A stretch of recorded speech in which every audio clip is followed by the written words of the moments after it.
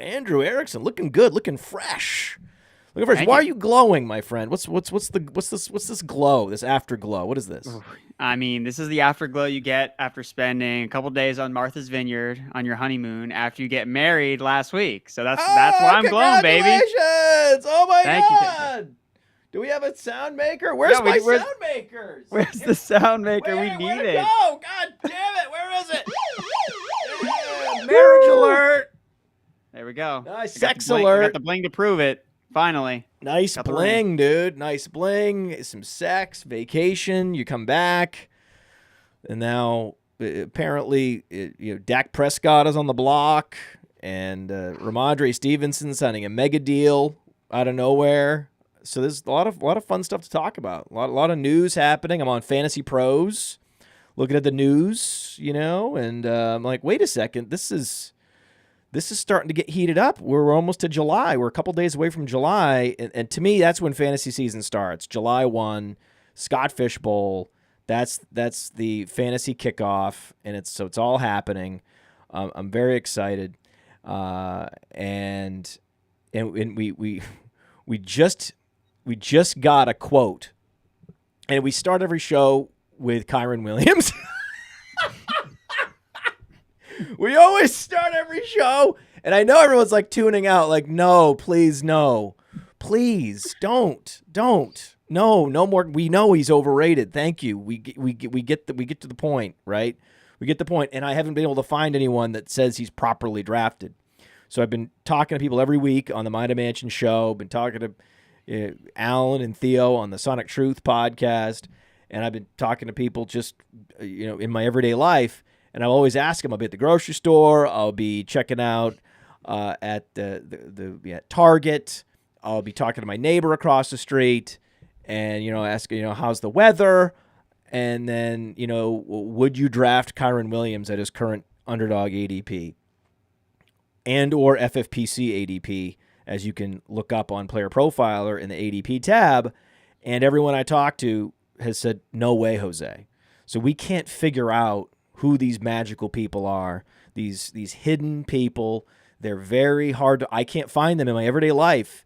They live like in the underbelly of society, these Kyren Williams drafters.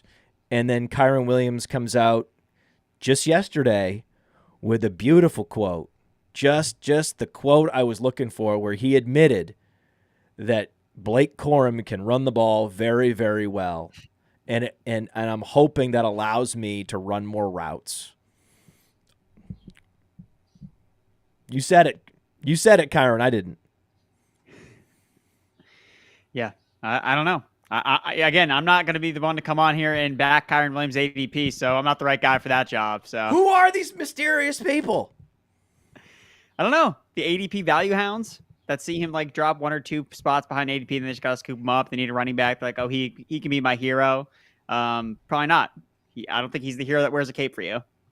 Yeah, I love how they make fun of people drafting Rachaad White in round 5, right? If you were drafting Rachaad White in round 5, I think Rachaad White on Underdog is now going in round 6 again. Like, it was only a matter of time until people said, hey, you know what? We need to, pick 63. Best Ball Mania, pick 63. That's where Rachaad White goes. That is officially the 6th round. That doesn't compute. I don't get it. So whatever, early 6th round, yes, please, get Rachaad White. There's not a significant difference between Rachaad White and Breece Hall. There just isn't. They go, well, one guy's much more explosive. Well, not really. I mean, Breece Hall runs a 40, 9/100ths of a second faster, and they have a similar burst and explosiveness. And they're both similarly skilled sort of downfield receivers that can, run routes in all quadrants and be successful as receivers. Rachaad White had the number 1 catch rate among running backs last year, 91.4%. So he is the most efficient receiver on a catches to targets ratio basis. and the idea that Bucky Irving's going to come in, Bucky Irving having just, soaked up all these catches from one of the greatest check down quarterbacks in college football history, Bo Nix, that he's going to go in and beat Rachaad White with that catch rate. I mean, what? Rachaad White's going to be a bell cow. The opportunity share for Rachaad White is trending toward eclipsing Breece Hall's opportunity share. And no one says anything. There's no one mocking you for drafting Breece Hall in the middle of the first round. No one says anything. It's like, oh, that's a perfectly fine pick. Right? Oh, you got him a pick after his ADP. Right? You got him at pick 7. Yeah, that's a pick after he typically goes. That's good value. That's good value. Oh, I just drafted Rachaad White in the middle of the 6th round. Oh, boo. Boo. You running back hound. What world? Well, it's the world where you're citing yards per carry as a reason why a running back is bad, when that sole statistic has shown to be the least correlated in terms of future running back performance, and that's the thing that's being held against Rachaad White, not the fact that his yards per carry versus his actual explosiveness on the field couldn't be farther apart. Exactly. He's not a plotter, right? Even though his yards per carry would suggest, oh, this guy looks like a plotter. Hey, watch the games. Watch Rachaad White in the open space when he actually has room to run, when he's not running behind a below average offensive line, which has been the case the last 2 years in Tampa Bay. What running back has been efficient in Tampa Bay over the last 2 years? None of them have been, because it hasn't been a great opportunity for him. But what have the Bucs done? They drafted Graham Barton in the first round. They're hoping to get these guys gelling a little bit more. You have the guy they drafted in the 2nd round last year, entering his 2nd season. So, and I'm excited about Liam Cohen, honestly. I think that everyone's oh, gloom and doom, Tampa Bay, no Dave Canales. Oh, they can't get it done. I like Liam Cohen. Come in. I love how Dave Canales goes somewhere else, and because of all the success Rachaad White had, then Jonathan Brooks becomes imbued onto Dave Canales, which then becomes the reason to draft Jonathan Brooks while mocking people that are drafting Rachaad White. That is the most ass backwards logic. If you're a 0 RB drafter and you select Jonathan Brooks as your first running back off the board, all the hipsters will love you. You will get praise, applause lines up and down. But if you draft Rachaad White, and you better not draft Rachaad White as your 2nd running back, well, then you're a total donkey at that point because of Dave Canales. Dave Canales, who is being propped up by the exquisite play of Rachaad White. Rachaad White that made lemonade out of lemon carries last year. That Dave Canales. Okay. My brain is broken. My brain is in pieces on the ground. I have to pick it up and try to piece it back together like a puzzle in my own head with a mirror. And how would I do this? I can't put this back together again. The fantasy gamers have broken my brain. Yes, Kyren Williams had a 5.0 yards per carry. Can he repeat that? No. Okay, he doesn't have the explosiveness. Yes, he did show tackle evasion last year. He had a juke rate, evaded tackles per touch, 3 percentage points better than Rachaad White's. Great. Cool. But he's not nearly as explosive. So you're not allowed to be surprised when Rachaad White doubles the breakaway run rate of Kyren Williams this year. And Kyren Williams isn't going to have the same opportunities, right? The Bucs didn't draft Blake Corum. Imagine, Andrew, imagine a world that we would be living in right now. How buried Rachaad White would be in the if the Bucs had drafted Blake Corum in the 3rd round. Rachaad White would be going at pick 120. Right? He would be. There would be a debate. Man, I don't know. We got Zach Charbonnet or Rachaad White. I don't know. Flip a coin, and Kyren Williams would be going in the 1st round. Right? If the Rams had gone with Bucky Irving, it would be Kyren Williams at the 1-2 turn, just like it was before the draft. That's how crazy it is. That's that right there. Put that counterfactual up, right, and run that thought experiment, and that is so heartening to me because, I go through these periods where I think that the game has just become too efficient. Fantasy football is too hard. There's too many sharps out there.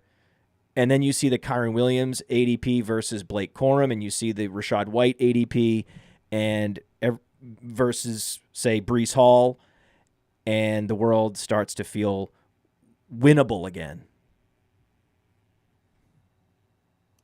I mean, you've said it all when it comes to Rachaad. I mean, I liked Rachaad White last year. And so it's like, okay, I'm bracing for, okay, he's going to have a new price this year. Like, do I need to come off of him a little bit more? But then the market has just gifted us this special thing with Rachaad White available in round 6 because they've decided that, oh, well, it's not going to be as good because, like you said, like, no more Canales. Like, this offense is going to be totally, it's not going to work. But what if it's better for Rachaad White with Liam Cohen as the OC? Like, the fact that Rachaad White's yards per carry has been so bad, like, he has room to grow. Like, what if he averages 4 yards per carry this year? Oh my God, that's great. Career highs across the board. Like, let's go.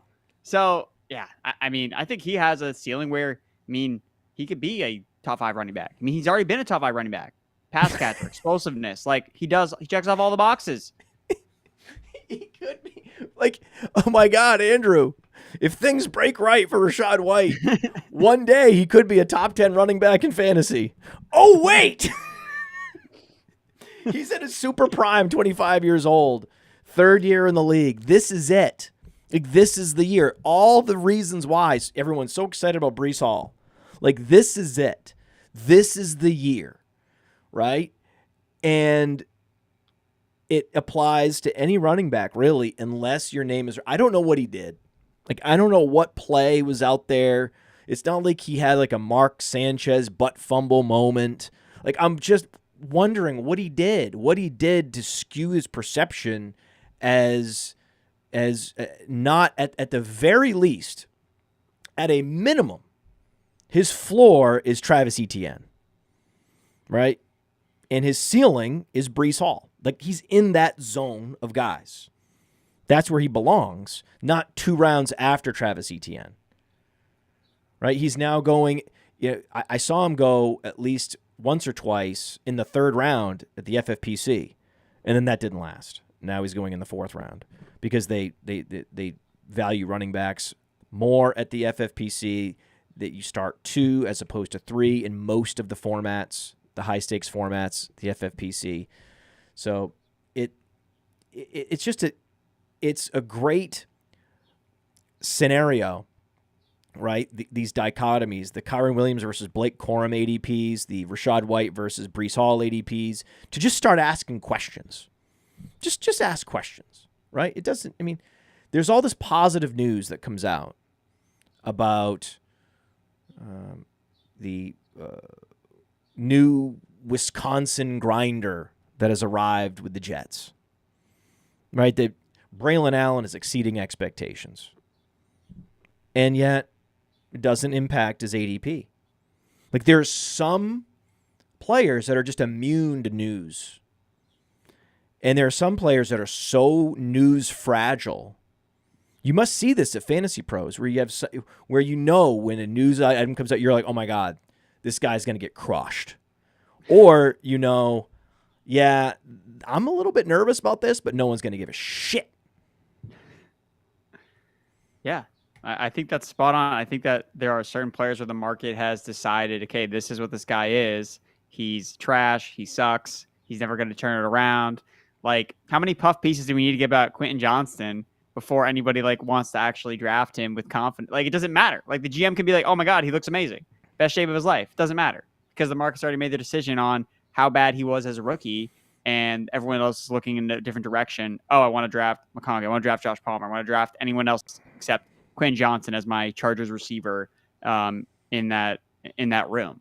So, but yeah, like you said, there are certain guys where when a news nugget drops, especially on running backs, specifically running backs that are super polarizing, like a Rachaad White, where the one thing is like, yeah, like Todd Bowles said in like March that they want to take some work off of Rachaad White. And okay, well, he had like over 300 touches last year. So yeah, it's not crazy to think that he might have a little bit less than that, but I digress. Kyren Williams comes out and is praising Blake Corum, right? Praising him. I haven't seen Rachaad White say anything about Bucky Irving, because what's he going to say? What's he going to say about Bucky Irving? He doesn't want Bucky Irving to get a touch, because on any given down and distance, in any given play that's called, Rachaad White can offer more upside, less risk on that touch, that running back touch, than giving the ball to Bucky Irving. And that's only going to be proven throughout training camp and preseason as these guys get all these reps. And this one guy is super seasoned. He's had 2 years, 1 year behind Leonard Fournette, learning from, a professional, maybe hopefully not learning from, he has his own workout routine, thank God. So that's not something he was learning about. And I'm sure he has his own nutritionist and diet. So he wasn't looking to Leonard Fournette for that advice. But to see him just kind of carve out a role, and then it did exactly what you would hope. Like there wasn't an injury. It was just chipping away at Leonard Fournette, chipping away every week a couple of years ago, until suddenly he's just earning more carries. Like, that is so rare. That scenario is the scenario everyone wants to talk about with all these rookie running backs, even though the real way they're going to get the lion's share of the touches is going to be through an injury. But we don't like to talk about injuries because it's not fun to talk about. It's kind of, it's a little bit macabre. So why even do it, right? Just talk about this just once a season scenario where the rookie, challenges a super established, top 5 pick veteran running back and actually supplants him. We'll see it once in a while, once in a very, very rare event. That happened with Rachaad White, and yet still no respect. The Rodney Dangerfield of running backs. It is weird. It is weird. And his quarterback, too, his rookie year, he got on the field with Tom Brady. Like, Tom Brady doesn't just let anyone else get on the field. If you're on Tom Brady's bad list, like, you don't play, especially a rookie running back. Like, did James White play as a rookie? No. Like, he just didn't play at all. And he was one of the best. He turned into one of the best third down running backs the Patriots have ever had. Like, so that's undervalued. It doesn't make sense. And so let's just use comedians, okay? If Rachaad White is Rodney Dangerfield, then Kyren Williams is Dane Cook. Yeah, Dane Cook had his moment in the sun, and now we don't really know what else he's doing anymore. Right. So that's it. I have a friend that's a comedian, and he was basically 10 years ago, this comedian, more of a local guy around New England, he would be opening for Dane Cook. Ooh. And now the roles have switched, where now this comedian more locally is now more well known as a comedian now, where Dane Cook's like, no, like, you can't open me because you're going to upstage me. So that's where we're at. So the Blake Corum effect. Oh, wow. Ooh, that's kind of interesting. A little bit of you see how things flip, right? You see how it's the taste of the public, especially regional. Like, okay, I'll open for you in Seattle, but when we go to Boston, that's now my home territory, right? You're opening for me, baby. We go to Boston, right? Andrew Erickson from Boston. You hear that? Welcome to the Mind of Mansion program, Boston's own, a top analyst at FantasyPros and back from his honeymoon, glowing from Martha's Vineyard, the baby face of fantasy, one of my favorite people. Here with me today it is Andrew Erickson. Woo, let's go, baby. Ready to run through a wall. I got that same feeling when we got introduced at the wedding. We ran out to Crazy Train.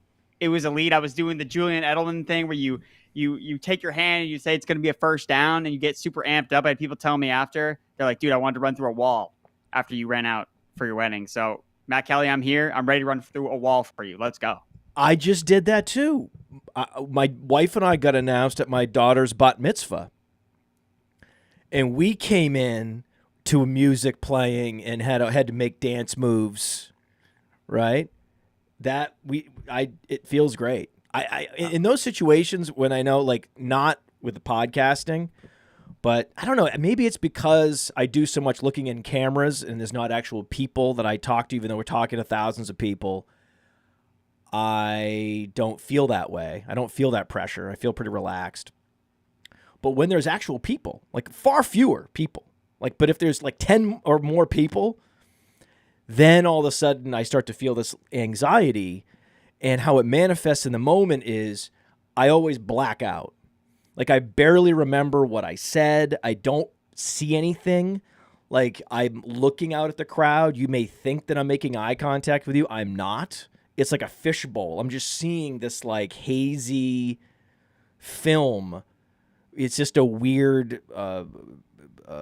psychological place that I go when those things happen. Now, I tend to execute at a high level in those scenarios, but I can't really engage with people. That to me is the next level of public speaking and of presentation skills, is being able to go up in front of people and engage with them, look people in the eye, talk to individuals in the audience as you're presenting, instead of what happens to me where it just all sort of glazes over. And I know it's happening in the moment. I know it's like an anxiety device to help me get through it. But I think that over time with reps that would go away and I'd actually be able to be more present and be able to connect with people more in the crowd. But I'm not there yet because I'm a goddamn podcaster. I'm not an actual performer. But you perform behind the microphone. So you are a performer in some sense of the term. Right. But again, it does not necessarily translate to, performing in person. It doesn't help to ease my mind. It doesn't make me better. You need to do it all over again, right? If you think you've gotten your 10,000 hours in as a podcaster, great. You want to go and be on stage and perform as whatever, a singer, a comedian, whatever it is, you got to start over and you got to get your reps in all over again because it's a completely different set of presentation skills, a completely different mentality, psychology, the whole thing. So you're telling me that, again, I have another wedding I'm going to this weekend. I'm the best man, so I have to do a speech. And so you're telling me my podcasting skills aren't actually going to help me deliver this speech, is what you're telling me. I would highly recommend, you memorize the hell out of that thing. Yeah, that's what I've been told. It goes over very well from an audience perspective, and it's like the phone thing. Like that's what most people do now. You just like obviously ones would be written out, like a more traditional version, but now everyone has your phone, and it's like, well, if you have your phone, then you can't be holding up a microphone and then potentially a glass of champagne, right? To do a cheers at the end. You only have so many arms. Well, that's true. Two arms, most people. Most people. In fact, there was a story that came out that we were interested in, just about a woman who had,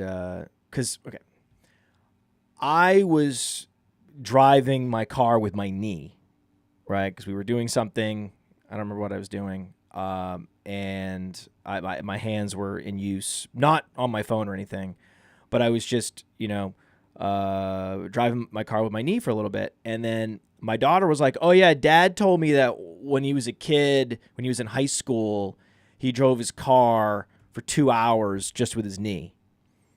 Right. And I say these things and I tell these things because we're in the car, we're going to soccer, we're going to something, and we got to talk about stuff. But then I don't realize if she repeats it to my wife, that my wife is going to look at me and be like, why are you putting these ideas in her head that are don't serve her at all, right? What are you going to do when she's now? You're gonna have her trying to drive dangerously when she gets her license, that's the effect you're having. You're not a very good role model, are you, Dad? Right? And I'm like, I can't lie. It did happen. And, when we're doing our driving lessons, am I going to recommend driving with your knee? No. But then I was like, but I got to tell you, I can do it. That was a true story, and I bet I still got it. And you know what I did? And I pulled up to a red light, had my left turn signal on, and I pulled a left in a busy intersection just with my knee, and my wife was freaking out the whole time. And I was like, no, we're going to do this. We're going to do this because it did happen. And the whole time I'm doing it, I'm like, do not do this at home. Never do this. This is not something you should ever be doing. But I just want to make sure everyone knows I can do it. I can't drive with my knees or knee. I'm assuming your knee's on the steering wheel, right? It's not like your knee's like on the gas pedal, like some weird thing like that. It's on right? the steering wheel, and you could do it. Yeah. You could, if you're adept enough with your knees and your hips, you can do it. And so my daughter was Googling driving with your knees. She wanted to see if there was any other videos people doing it. And then apparently what she found was this news story, where this woman went to a McDonald's and she didn't have any arms. Okay, this is to go back to your commentary about the number of arms, being a limiting factor, and it certainly is. But it wasn't limiting this woman. She lived a normal life. She was interviewed in this article, so she read the whole article because I was like, okay, let's talk about this. What happened? Right? I want to hear about this woman. This woman's my hero. She's only driving with her feet and knees. And my wife was like, that's not true. That's fake news. There's no way she could do that. And I was like, oh, yeah, she can. Oh, yeah. You saw what I did. I pulled that left, and that's like no practice. What if it was all I had? Of course I'm going to learn. I'm going to be awesome with driving with my feet. So she goes to this drive-through window, and she orders at McDonald's, and she goes to hand the cashier the money with her foot, the money between her toes. And the cashier was apparently disgusted by the feet. That was, had a sort of a predisposition against feet. So she said, no, I'm not doing this. And I'm not taking the money. We're not going to do this exchange.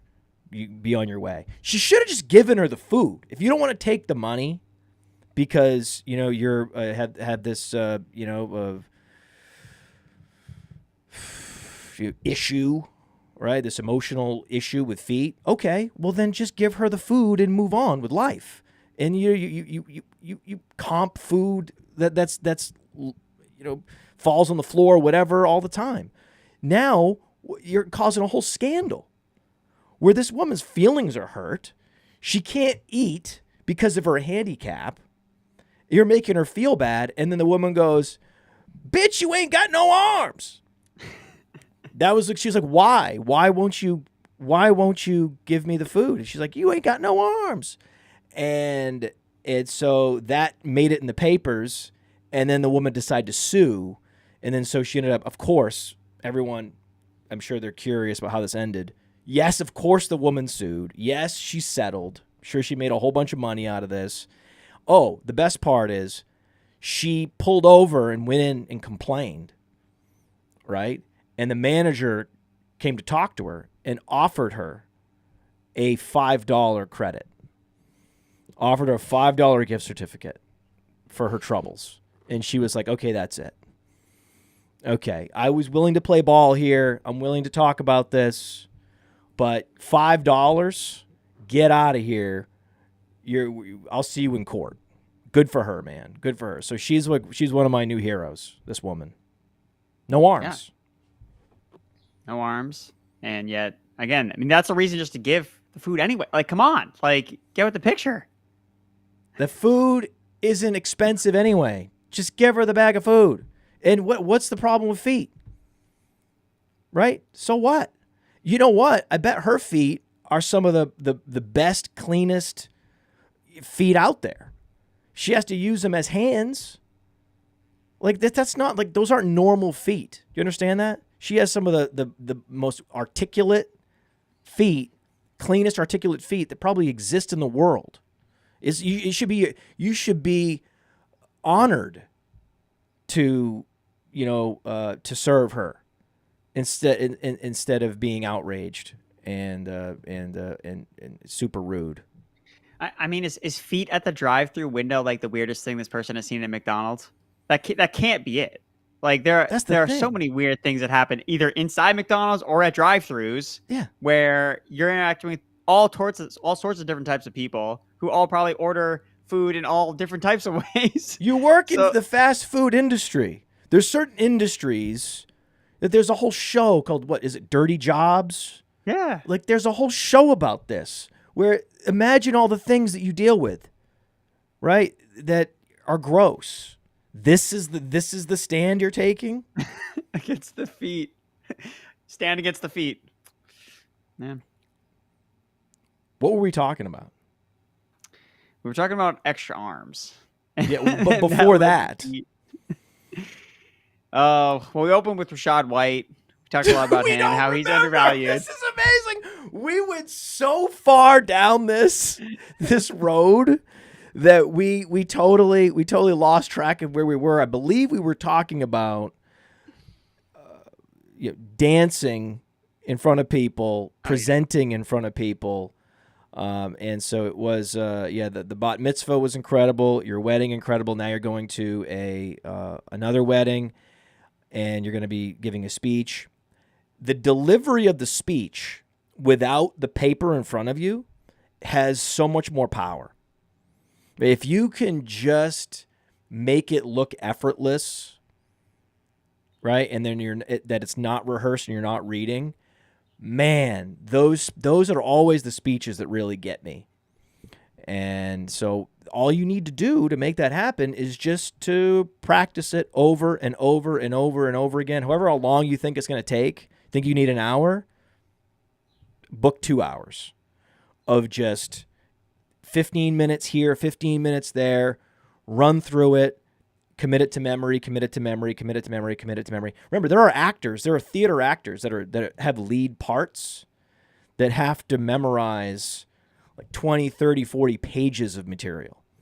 So, of course, you can memorize a few paragraphs of a toast at a wedding.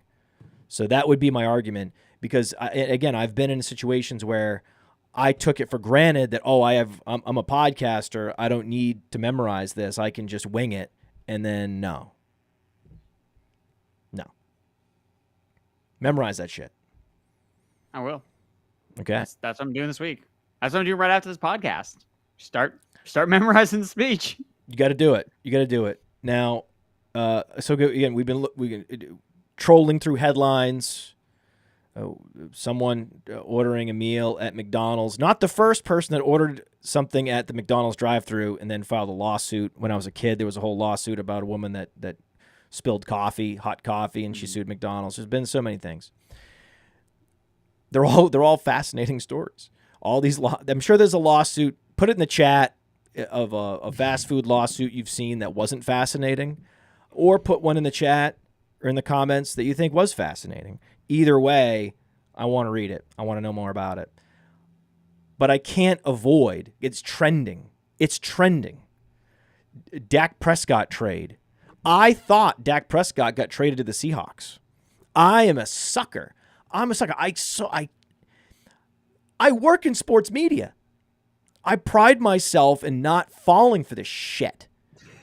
And my wife was, again, there's just so many different ways that I get in trouble with my wife. Here again, she was explaining something serious to me, and I went to look something up on my phone to give her an answer, and then I inadvertently interrupted her.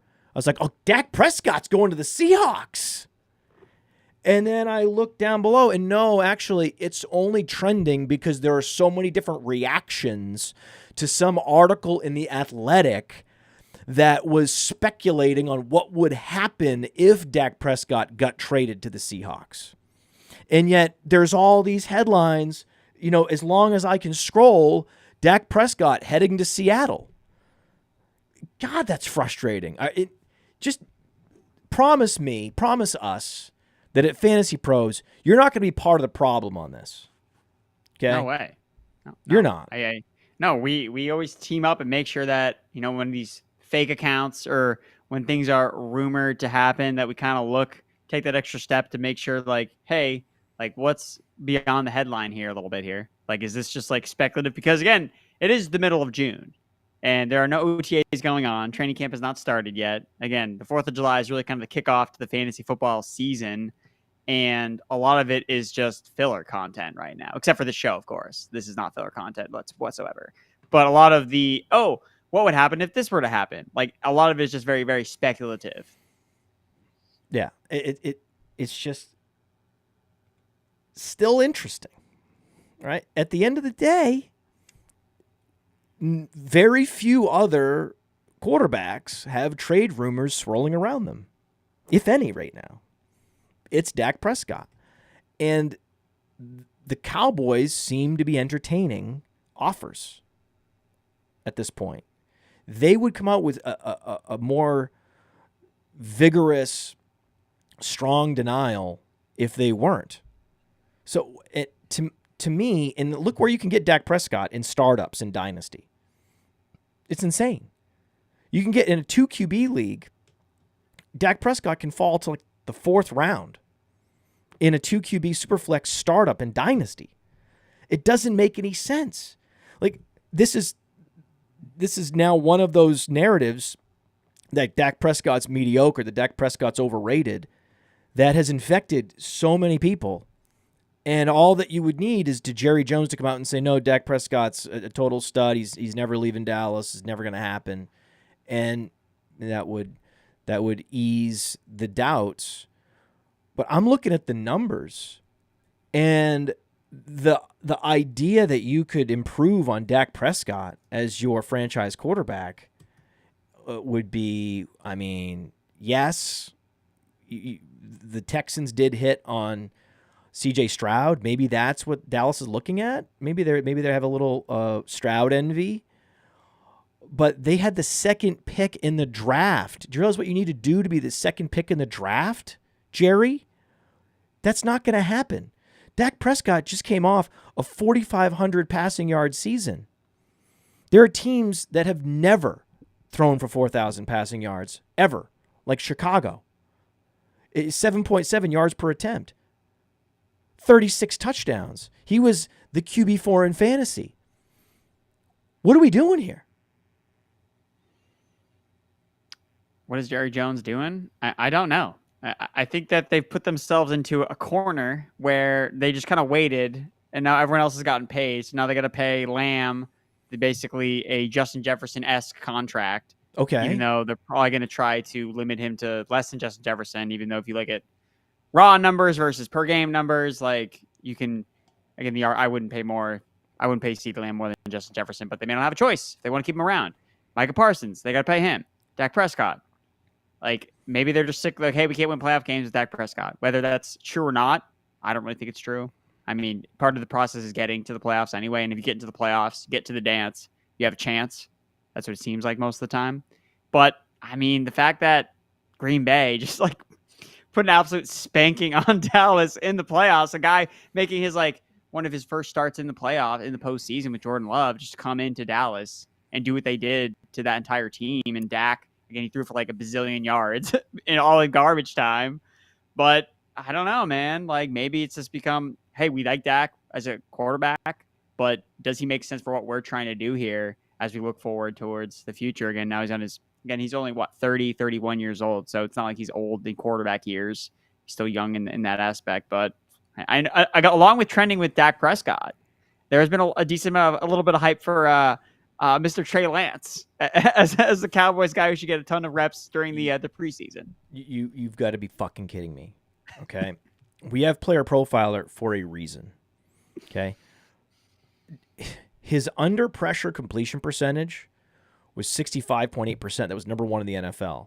Top 5 deep ball completion percentage.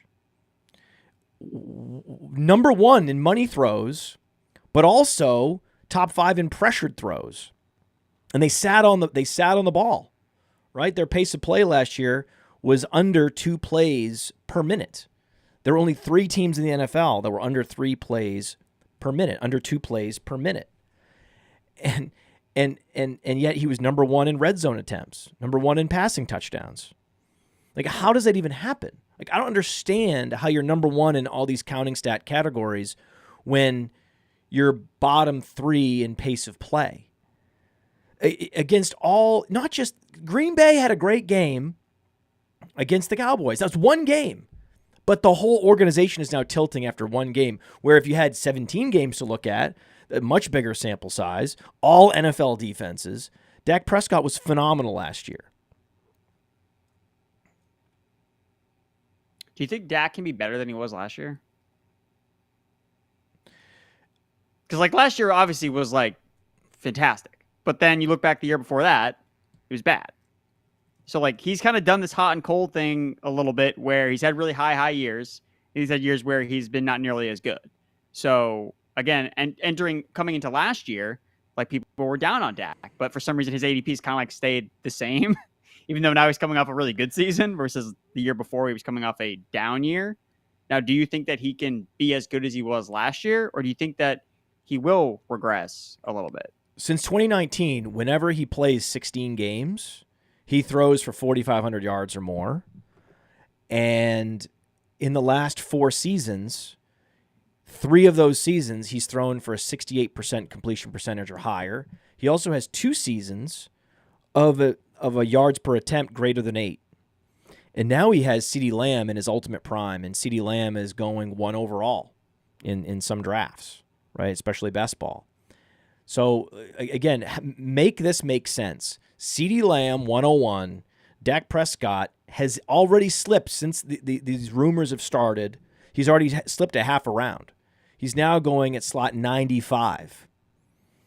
One of the easiest stacks to pull off. You can just get CeeDee Lamb, and then you can wait. And okay, round 8, round 9, I can get Dak Prescott. What a gift. What a gift. And, you can also multi-stack with him, like double stack, just with fringe players later on in the draft, like Jalen Tolbert, right? Easy. I mean, it's one of the better plays to make. I mean, if you draft CeeDee Lamb and then you don't stack him with Dak, I think that is a huge missed opportunity, because on merit, his ADP should be around 75. But he's going 20 picks below that based on rumors and just a sort of a tarnished brand. Like, he's just a quarterback that I don't understand. I don't understand the fascination with Trevor Lawrence. Maybe this year I'll see numbers that actually make me a believer. But he needs to finish as a QB1 in fantasy for once in his career for me to have a Dak Prescott level respect for him. But an organization commits to a Trevor Lawrence and suddenly, okay, he's a stud. Right? That's the perception. Trevor Lawrence is a stud. It's going to happen. It's inevitable. Dak Prescott's had all these stud seasons. One year he was the QB1 in fantasy on a points per game basis, just over 5 games that he played in 2020, 27.9 fantasy points per game. He's had 4 other games where he was over 20 fantasy points per game. And yet he's going at a spot where the quarterbacks around him in ADP are not as proven or don't have a chance to be as good. It's very weird. It's a very weird thing. So of all the quarterbacks, I would say he's like the Rachaad White of quarterbacks, in that his ADP is befuddling. I guess the only thing I could defend in terms of where his ADP is would be, again, it's if you're drafting CeeDee Lamb number 1 overall or with your top pick, that drafter's being smart and knowing that no one else is going to take Dak Prescott. So like I can let him fall past ADP because no one's going to take Dak, or they shouldn't take Dak unstacked. So there is an element of, I'm a sharp drafter. I took Lamb and I know I can get Dak 1 or 2 rounds past ADP. So I think that's just naturally going to suppress how aggressive drafters go after him. And I think the second part is he doesn't have that mobility anymore. Like early in his career, he definitely had more rushing juice. We have not seen it the last couple of years, especially when he's had a couple injuries here and there. So as great as a pocket passer as he is, he has to win in terms of passing efficiency, passing touchdown efficiency, which isn't always sticky year to year versus something like rushing yards for quarterbacks. Like we know rushing yards is much more sticky. So the conversation, I know he goes around like Kyler Murray, right? So Kyler Murray, the drafters are betting on, okay, well, Kyler Murray's going to rush for more yards. Kyler Murray would you say the Cardinals have a better overall group of pass catchers, or is CeeDee Lamb just so good that it doesn't matter what Dallas has behind Lamb, where I would say it's like pretty lackluster. You have Cooks, you have Ferguson, okay, but then the Cardinals, you could see a lot of upside with some of the guys that they have with Marvin Harrison, Trey McBride, and then Michael Wilson, some of those types of players. So again, Lamb probably puts it over the top for Dallas. Yes. But after Lamb, it's like, okay, how do we feel about Dak Prescott with those guys? It's a little unfair what you're doing to me. It's a little unfair. Sorry. Consider the other quarterback I really want is Kyler Murray. He's Kyler Murray. He's the other super undervalued quarterback, right, is Kyler Murray, just because he also has a tarnished brand. Like, he also has disappointed. He also has had friction with the front office, right? So that it ends up bleeding into how players are perceived and ultimately drafted. Whereas we can look at, hey, you're a player profiler. You just have yeah, I know. I'm looking at the numbers, and it's not equating. And it's just narrative-driven, perception-driven biases that get people off of Dak Prescott, get people off of a Kyler Murray. And those are buying opportunities where, if you told me that your highest percentage owned quarterbacks are Dak Prescott and Kyler Murray on Underdog, I would say you're doing a great job. If you're at the 101 on Underdog, are you more likely to go Lamb or more likely to go Christian McCaffrey? I'm more likely to go Jamar Chase. That's what I want. I don't want Lamb or McCaffrey at the 101. I want Jamar Chase. You really? Yeah, I want Jamar Chase. Again, we were talking about earlier in the show where we're not trying to read last week's newspaper. We're trying to read right this week's newspaper, like upcoming. And to me, when you look at the top three on a lot of best ball drafts, it's CeeDee Lamb, it's Christian McCaffrey, it's Tyreek Hill. Just so happens to be the top three best picks from last year. Okay, great. So we took the best three picks in the first round from last year, and now they're at the top of the board this year. But that doesn't mean that they're going to be the best picks in 2024. Again, if I'm looking for the wide receiver one, what has been the wide receiver one traditionally in past years has been who leads the NFL in red zone targets. Last year was Lamb. During Cooper Kupp's season when he was wide receiver one, he led the NFL in red zone targets. Michael Thomas, red zone targets. Jamar Chase, on a per-game basis, is the most red zone targets of the last 2 seasons with Joe Burrow. It's like, that's what I'm looking for. That's what I'm betting on. A healthy Joe Burrow and Jamar Chase, who is the one guy has not got paid yet from that class. A lot to prove. So, yeah, maybe it's a little bit of a leap of faith, a little bit of projection, but hey, that's part of our job. We have to project forward. So I don't want to draft the best player from last year, which was Lamb. I think that's going to be Chase this year. So for me, Chase is the 101. Thank you for saying that. Of all these receivers that are going early, the guy that I have the hardest time selecting is not Jamar Chase. And I've had analysts come on and say, Jamar Chase is my least drafted first round player because I just can't get there with him. He's never had a 20-point year, right? 20 points per game. And it's still a projection. He's still getting drafted based on reputation.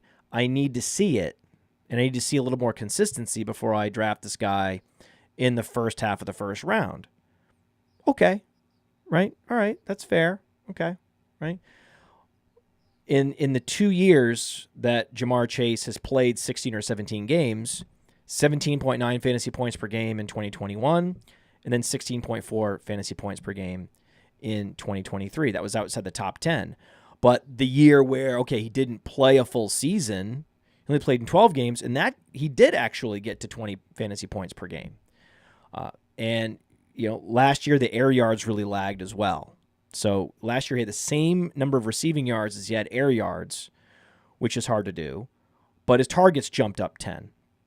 And now there's no Joe Mixon. So there's going to be even more plays, right? The rate of plays called in the red zone without Joe Mixon for Jamar Chase necessarily is going to go up. And he does have that game-breaking ability. If things break right, meaning either the Bengals defense, has a rash of injuries and they take a step back and they're in a lot of shootouts because of that, or just because he's 24 years old and the game finally clicks with a healthy Burrow, and where Burrow and Chase are finally in their prime together for the first time and healthy. And that is, 25 points per game upside that you just can't get elsewhere. Like Tyreek Hill showed us his ceiling last year. He can't replicate what he did last year. Right now, he is another year older, and Waddle is another year better and more developed. So this is going to be a convergence year for Waddle and Hill, and I don't want to be drafting Hill in the early first round in a convergence year with his other receiver. Right? This is not a convergence year for Jamar Chase and T. Higgins. No one thinks that's going to happen. Right? So I can totally see, hey, Jamar Chase, Amon-Ra St. Brown, these are guys that I absolutely love drafting in the first round. Of course, CeeDee Lamb, of course. Who is the player, though, that you would sidestep most frequently in the first round? I mean, for me, it's the guy that usually goes first overall is Christian McCaffrey. And that's because I know we talk about you don't want to talk about injuries on this show, but I mean, are we just going to totally ignore the fact that McCaffrey's coming off 417 touches, right? So when you look historically speaking of guys that are coming off over 400 touches in a season, there have been more instances where that guy has not played at all the next season than return a top 5 fantasy running back season. The only guy that's ever done it is LaDainian Tomlinson when he was 24 years old. That's not Christian McCaffrey. And another thing, too, that I'm trying to layer in more with injury analysis is not looking at it from a player-specific point of view, but from a team-level point of view. One of the healthiest offenses overall last year was the San Francisco 49ers. But we remember the games where, remember when Debo missed one game and the entire team fell to pieces? Or when Trent Williams missed a couple games and the offensive line, that offensive line is super top-heavy with Trent Williams. If they don't have Trent Williams or he misses games or whatever, that offensive line takes a massive step backwards. So I'm just trying to look at, okay, where are there potential pitfalls with the 49ers? I mean, come on. Super Bowl hangover? We see this all the time with teams offensive that lose line injuries where he can't put up 5.4 yards per carry? Again, it's going back to last year was the year that you should have been drafting McCaffrey, when he was at the 103, 104. Yeah, and you get to take advantage of that unsustainable yards per carry, and that yards per carry and all those touchdowns offset the problem, the glaring problem that the receptions crashed from 85 to 67. In the context of that offense, it just makes sense. How are they keep adding receivers like Pearsall, and McCaffrey is suffering from the problem that they simply have too many weapons. They have too many great weapons, and if you're going to bury Kittle for that reason, and you're going to fade Debo for that, plus injury concerns, Debo and McCaffrey have similar concerns. There's a lot of target competition there, and they've had unsustainable efficiency throughout their career, whether it be yards per carry or yards per reception. With Debo, it's based on an unsustainable yak per target. And so it's understandable when you decide to fade those guys, but now Debo is getting that treatment. Kittle is getting that treatment, and they can become buys, absolutely. McCaffrey's not, right? Guys years past the age apex. Same with Tyreek Hill, years past the age apex. And we had this happen last year with Cooper Kupp, right? Cooper Kupp was coming off of 25 fantasy points per game plus. But McCaffrey hasn't done that since 2019, right? So I talked about Dak Prescott, right? Dak Prescott's not the same guy he was when he was putting up 25 fantasy points a game. Well, neither is McCaffrey. He hasn't done it either. And it's only going to go down because the yards per carry is going to go down and the touchdowns are going to go down. What do we fade year to year? Unsustainable, yards per carry, yards per reception numbers, and unsustainable touchdown rates. And McCaffrey has both going against him plus the age, plus the injury history. It's actually an incredible headwind that he's facing this year, which would typically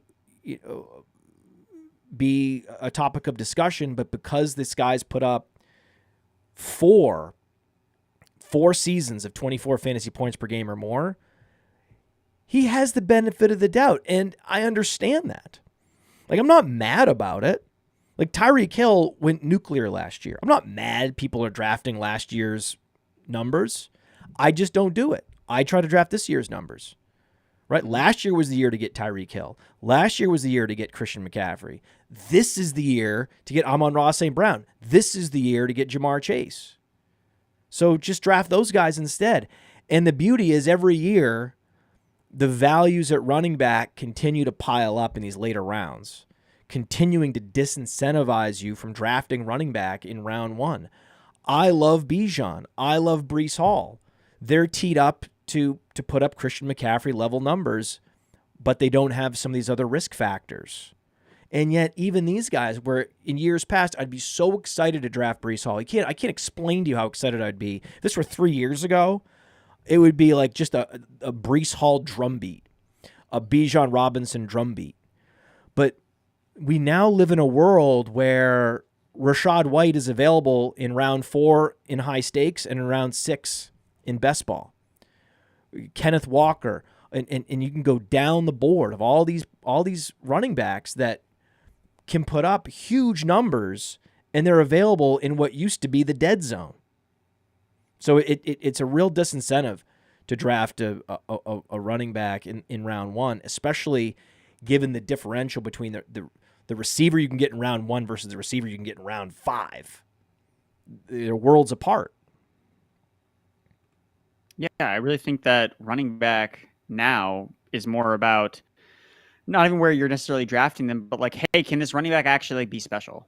Like, can this running back actually be a difference maker in the way that Christian McCaffrey was last year? And sometimes you're going to pay a little bit more for that because a Breece Hall, a Bijan Robinson, you could see them putting up like a very extremely special season. Because like you said, like they're teed up to, I mean, they're in their uber primes, like super young running backs. Like we won't be betting on young running backs, and yet we're going to draft the 28-year-old running back coming off 417 touches on when his team was one of the most healthy it was almost ever. Like it wasn't even just last year in the Kyle Shanahan like era. Like this was one of the healthiest seasons ever, and it would just happen to also be the year they went to the Super Bowl. And then they lost. Like the Super Bowl hangover. That thing is real. Like we see teams take a step back because they have those outlier seasons. He's on the cover of Madden.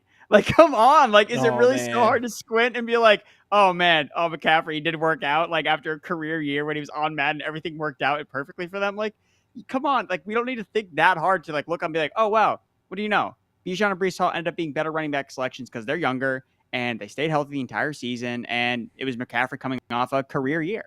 So. Yeah, and if you're building a big portfolio of teams, you can just draft them at like 5%. You can just be well underweight. Exactly. And you're good. And it's easy to be underweight on him anyway because he always goes first. And you only have a 1 in 12 chance of having the first pick anyway. So right. So all you need to do is half the time you have the 101, take McCaffrey. Half the time you have the 101, take someone else. It's the easiest thing ever. It's the easiest way to dial in the exact right exposure to McCaffrey. Yes, he can beat you, but there's so many headwinds that you have to be like, you want to be like 50% of the market in terms of the rostership. Whereas a guy like Rhamondre Stevenson just signs a big deal, a big contract, an astounding contract. I was shocked. 4 years, $36 million. It's not all guaranteed, but there was an $8 million signing bonus. We're talking about half of that money being guaranteed. $17 million for a running back guaranteed is a big number. And did that affect my affinity for Antonio Gibson this year? Absolutely. That's a major message that they're sending to all football fans that, hey, this guy is a bell cow. Like, you wouldn't pay a guy like that not to be the bell cow. And he has a 69 reception season in 2022. In 2022, Rhamondre Stevenson caught more passes than Christian McCaffrey. And I love the thought experiment of what if Drake May is good as a rookie, not necessarily C.J. Stroud. What if Drake May is 75% of C.J. Stroud as a rookie? Well, you're interested in Pop Douglas, you're interested in Jalen Polk, but I'm most interested in Rhamondre Stevenson if that happens. I'm a little less interested in him if May struggles and then they go back, they go to Brissett, or they start with Brissett and they can't get Drake May off the ground, or Drake May gets hurt. And yeah, it's fine, but Brissett is the ultimate fine, backup quarterback. But you're not going to unlock Rhamondre Stevenson's upside with Jacoby Brissett. But you could see something special if this is a thriving offense out of nowhere. Rhamondre, baby. Well, I think that it doesn't necessarily need to be like this super thriving offense. It's funny you brought up the Stroud comparison to May, but who was the one player on the Texans offense that didn't fire last year? Was the running back. It was Dameon Pierce. Despite Stroud being excellent, who was the bomb pick? It was Dameon Pierce. Now, there was other reasons for that because the offensive line was all injured. But again, Patriots offensive line is not in exactly tip-top shape, even with guys that are currently healthy. So I think with Rhamondre, at least he has so many outs where he's a big, explosive running back, should get the red zone opportunities. And okay, if the Patriots are struggling, okay, he can catch passes out of the backfield. They're not immediately just like taking him off the field to put Antonio Gibson. Look, until Antonio Gibson actually supplants like a better running back or someone that's comparable to him, like I love looking at Antonio Gibson on Player Profiler. Like it's intoxicating, like seeing how good this guy could be. And I get why he's gotten the Ron Rivera comps to this guy. We're gonna put him in the Christian McCaffrey role. But that's it. Like it's all wish casting with Antonio Gibson. And even though he got a decent chunk of change from the Patriots in free agency, like this Rhamondre signing is even more prominent about what their plans are for this back, because they didn't have to sign Rhamondre. Rhamondre's coming off a horrible season. Why did they do it? I mean, as a Patriots fan, the signing made no sense. No, it doesn't make any sense. Like when I was writing up some Dynasty buys, I was looking at Rhamondre and his situation, looked at the Antonio Gibson contract. I was like, well, Rhamondre's 26 years old. Like he's on last year of his rookie deal. So it's like, seems like to me, it's like, hey, they can run him into the ground. If he has a good year, okay, then they can pay him. That would make sense to me. Or they just let him walk. Because they could also decided, hey, we want to roll with Antonio Gibson instead. Like he's signed for 3 years. They could just have him be their starting running back. So I was looking at both of them. And then for this contract to kind of come out of the air, and when Gerard Mayo was talking about, hey, we got to get Rhamondre locked up, I was like, whoa, like that's surprising. Like they definitely did not need to do this. And I think that's telling for their plans. Like, hey, we have a lot of question marks about the pass catcher, but right now we know who our RB1 is and who our bell cow running back is, and that's Rhamondre Stevenson. The running backs that get drafted in the dead zone are so unaffected by news on Underdog specifically. It's a fascinating dichotomy. When you go to the ADP tab on playerprofiler.com and you go to see Rhamondre Stevenson, you select Underdog, you see, he's up 82 from 86. Okay, so he's up like 3 spots. Okay, great. You go and look at him in high stakes. He's up like 11 spots in a week. Like the reaction to this news was big, right? In high stakes leagues on FFPC, but because he is a dead zone running back on Underdog, there's not a lot of room in best ball for him to get juiced up the way it is in managed leagues, because there's so much of an appetite for quarterbacks, tight ends, but especially receivers in round 3, 4, 5, 6, 7, that they're just you're not going to see this fluid market for Rhamondre Stevenson just popping. It won't happen. And we have the data from Underdog, and we're looking at it right now on playerprofiler.com. And I would have guessed Rhamondre jumps at least 10 picks, but no, it's like 3. Well, I mean, underdog drafters don't like running backs in general, and they're probably not going to like running backs on the Patriots. They hate them. They hate them. I think that honestly, I think there is some like message board fear that like you're gonna get humiliated on the message boards if you draft running backs in round 2 through 9. Right? You either draft a first round running back or you ignore it until round 10. That's the only way you've got you can get credibility with the best ball bros. But it's something to take advantage of. I can't remember a better time to go 0 RB. Might say, oh, well, last year. Well, yeah, last year when Rachaad White was going in round 7, true. But now Rachaad White, now that he's going round 5, round 6 on Underdog, it's almost equivalent. And you have all these other options. You have Kenneth Walker, who's primed for a big season. He's super explosive. Now you have Rhamondre Stevenson, who's just bullseye pick in the dead zone. Who's another dead zone back that you like? Dead zone running back that I like. I'm kind of intrigued by Joe Mixon because he is a definitely typical, like prototypical dead zone running back where, hey, projected volume, not strong depth chart behind him, at least from last year. Dameon Pierce didn't play very well. But when you're looking up, like Joe Mixon has a 3-down skill set. And although he's not perfect in terms of his yards per carry, his explosiveness, he's getting a little bit older, he just scores fantasy points. Like at the end of the day, that does matter in some capacity. Like, hey, can you actually score fantasy points for me? And Joe Mixon has shown, like even through his imperfections with the Cincinnati Bengals, that he can catch passes, he can be used in the red zone, he can score touchdowns, and we're really excited about this Houston Texans offense. And he goes later than all the receivers on Houston. He goes later than CJ Stroud, the quarterback on Houston. We're excited about this offense. So he looks like a cheap piece to me. But again, it does come with some risks of, hey, he does look like a dead zone running back. So I don't want to necessarily be overweight on him in particular. But Joe Mixon is someone that kind of pops out to me as an older running back that, hey, maybe he's got one more year left where he can do some decent production with the Texans. We are very bullish on Brian Robinson.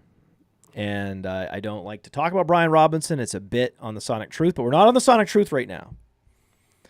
And, Brian Robinson is really teed up. There is no Antonio Gibson, so I love to talk about it in the context of Rhamondre Stevenson because now Rhamondre Stevenson has this Antonio Gibson touch competition. He's not going to catch 69 passes, not with Antonio Gibson there, but he could absolutely, I think he will. I think it's a certainty that he's going to exceed his career high in touchdowns. So there's a lot of ways that Rhamondre Stevenson can exceed expectations without necessarily hitting his career high in receptions.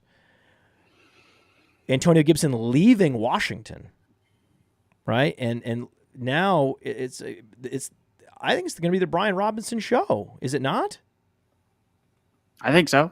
I think that Brian Robinson, I mean, ever since he's entered the league, I was not super high on him. He looked like a guy from Alabama that maybe overdrafted a little bit because he went to Alabama and he was a running back for the Crimson Tide. And it's like, okay, like what does this guy offer that's special? And again, 2 years in, all he's done is be efficient as a rusher, overly efficient as a receiver out of the backfield when that really wasn't his calling card. It was like, okay, he can catch passes and then kind of like fall down. Like, no, he's like been really good after the catch. And now you're injecting Austin Eckler, who is constantly just talking about how I want to touch the ball like less. Every single time he gets a microphone, he's like, please don't give me the ball. Like, I feel like he's the most PTSD inflicted running back out there. Like from what he had to deal with. I mean, the thing is, he only had 200 carries, like 206 carries in 2021, 204 carries in 2022, but the 107 receptions, he had, 311 touches in 2022. And he was the RB1 in fantasy that year. It was a down year for running backs in general. And he was the RB2, then he was the RB1. And then last year he was the RB21. And that yards per carry, consistent, 4.5, 4.5, 4.5, then 3.5. If there's a running back that you're going to punish because of a yards per carry number that is well below 4, That guy needs to be Austin Eckler, not Rachaad White, because there's an explanation as to why he was so inefficient last year.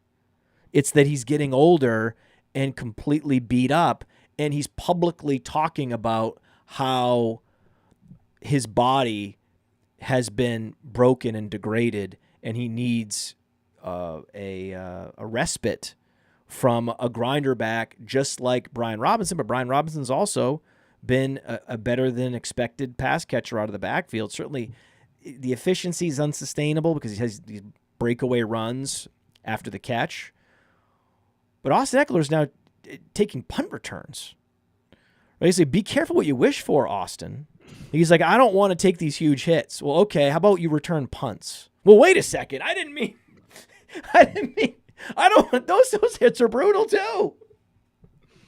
Yeah, Brian Robinson, I think he benefits a lot from the mobile quarterback corollary where you're looking at Jaden Daniels under center. Okay, Brian Robinson, like, we're not necessarily projecting him for this massive target share, but that's okay because we can see him have a boost in rushing efficiency with a mobile quarterback. We're looking at him as he would be the preferred option in the red zone. Anthony Lynn is the run game coordinator for the Commanders. It was only before Anthony Lynn left the Chargers that they started giving Austin Eckler the ball in the red zone. It's like you can see like, 4 touchdowns. Anthony Lynn leaves.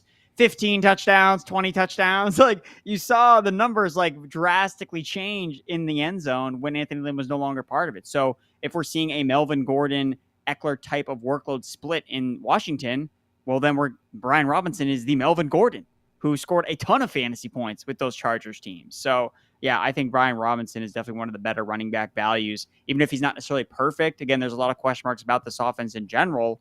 I still think, hey, if Jaden Daniels hits in some capacity, like the second overall pick, super experienced, super seasoned, like, yeah, you should be really excited to draft Brian Robinson.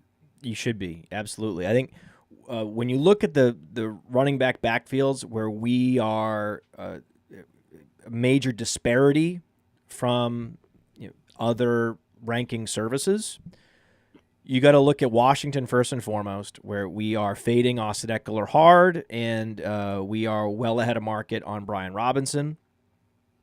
You can also look at DeAndre Swift versus Roschon Johnson, where we're much higher on Roschon and lower on Swift.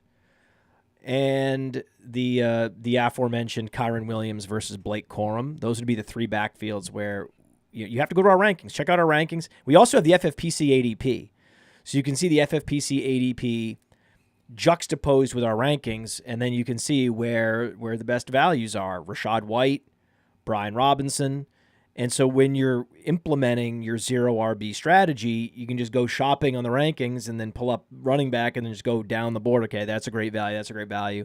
And you can pile into running back in round 8, 9, 10 and feel great about it. I've never seen that much upside in round 8, 9, 10 in my life, in my history in this business. It's what a time to be alive.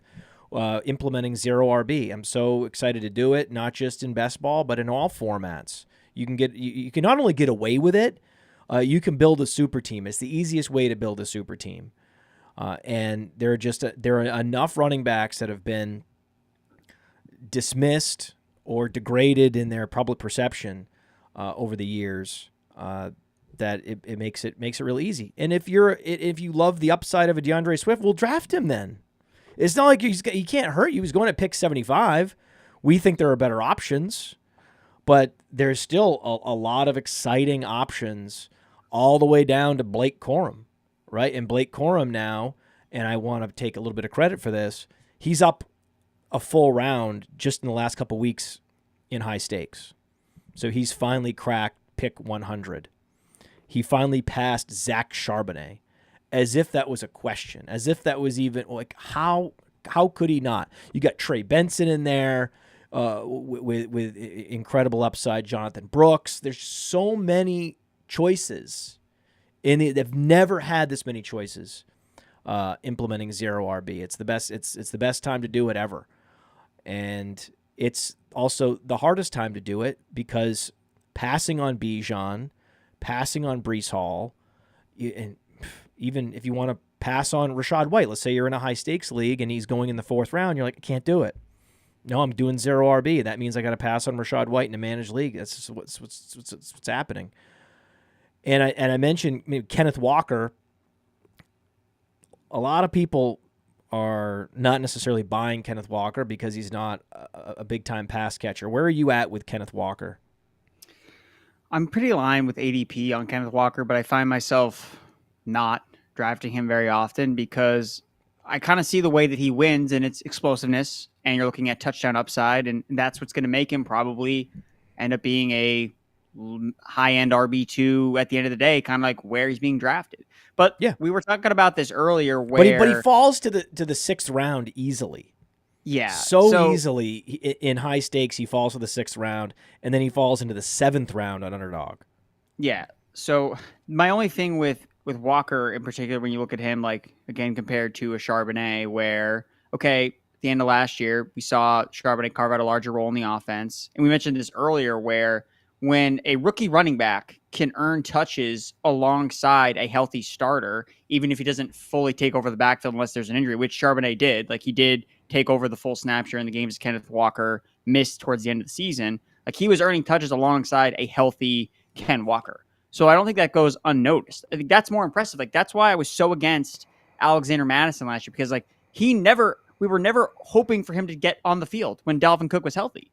Like, you have to think back if he's like, wait, if he only gets on the field when someone gets injured, that's telling. And whether he delivers or not, it's honestly dependent on, like, who did they play that week? And with Madison, it was like, oh, every time he got the start, it was against the Lions. So, of course, his numbers were good. So that's just my caution with Walker, where I feel like Charbonnet, under a new offensive coaching staff, I feel like it could be a strong split between the two. Kenneth Walker can make up for it because he's explosive. But if he doesn't rip off that explosive run, well, then who does get the most touches in the red zone? Who does run the most routes out of the backfield? So, again, looking at running backs, a lot of the values are really great up and down the board, which to me makes it, okay, can Kenneth Walker be special with a healthy Zach Charbonnet? And I'm not so sure he can be, given the other running back options either going right before him or right after him. But in the 6th round, it's time to push the button. You agree? It's not. It's a fine value there. It's a fine value. It's a fine value. The chat really wants us to talk about Kamani Vidal. They love Kamani Vidal. They're all about Kamani Vidal. The idea that it's taken this long, right? So now we're a full 2 months post-draft. We all know Kamani Vidal went to the Chargers. We all know Kamani Vidal was a prolific runner in college. And we all know Gus Edwards is a guy. He's a guy, and he's been a guy behind a guy behind a guy. And he has one of the most terrifying injury histories that exists. And yet, this is a big impediment. It's just amusing to me where it takes 2 months for the public to catch up with a guy that we were touting so hard, and where I was like, in the 3rd round, why aren't you drafting Kamani Vidal? We had this debate like the week after the draft. We were doing a mock draft, a rookie mock, and I was like, shouldn't you be drafting Kamani Vidal in the 3rd round of a rookie mock? And Theo goes, he never goes there. He goes in the 4th round. And I'm like, oh, okay, understood. That's where the market is right now, because I guess Gus Edwards, what? Fine. Don't, right? Look at the ADPs. We have the sleeper dynasty ADP right there on Player Profiler, and you could say, okay, I can wait. Right? I can wait a round. I pick in the early 4th. I can get Kamani Vidal. I don't have to burn my early 3rd on Kamani Vidal. Fine. That's called strategy. Use strategy when you're playing fantasy. Please, by all means, don't overpay for a guy. But if it's me and I think there's any chance I don't get him in the next round, I'm pushing the button in the 3rd round of rookie draft on Kamani Vidal.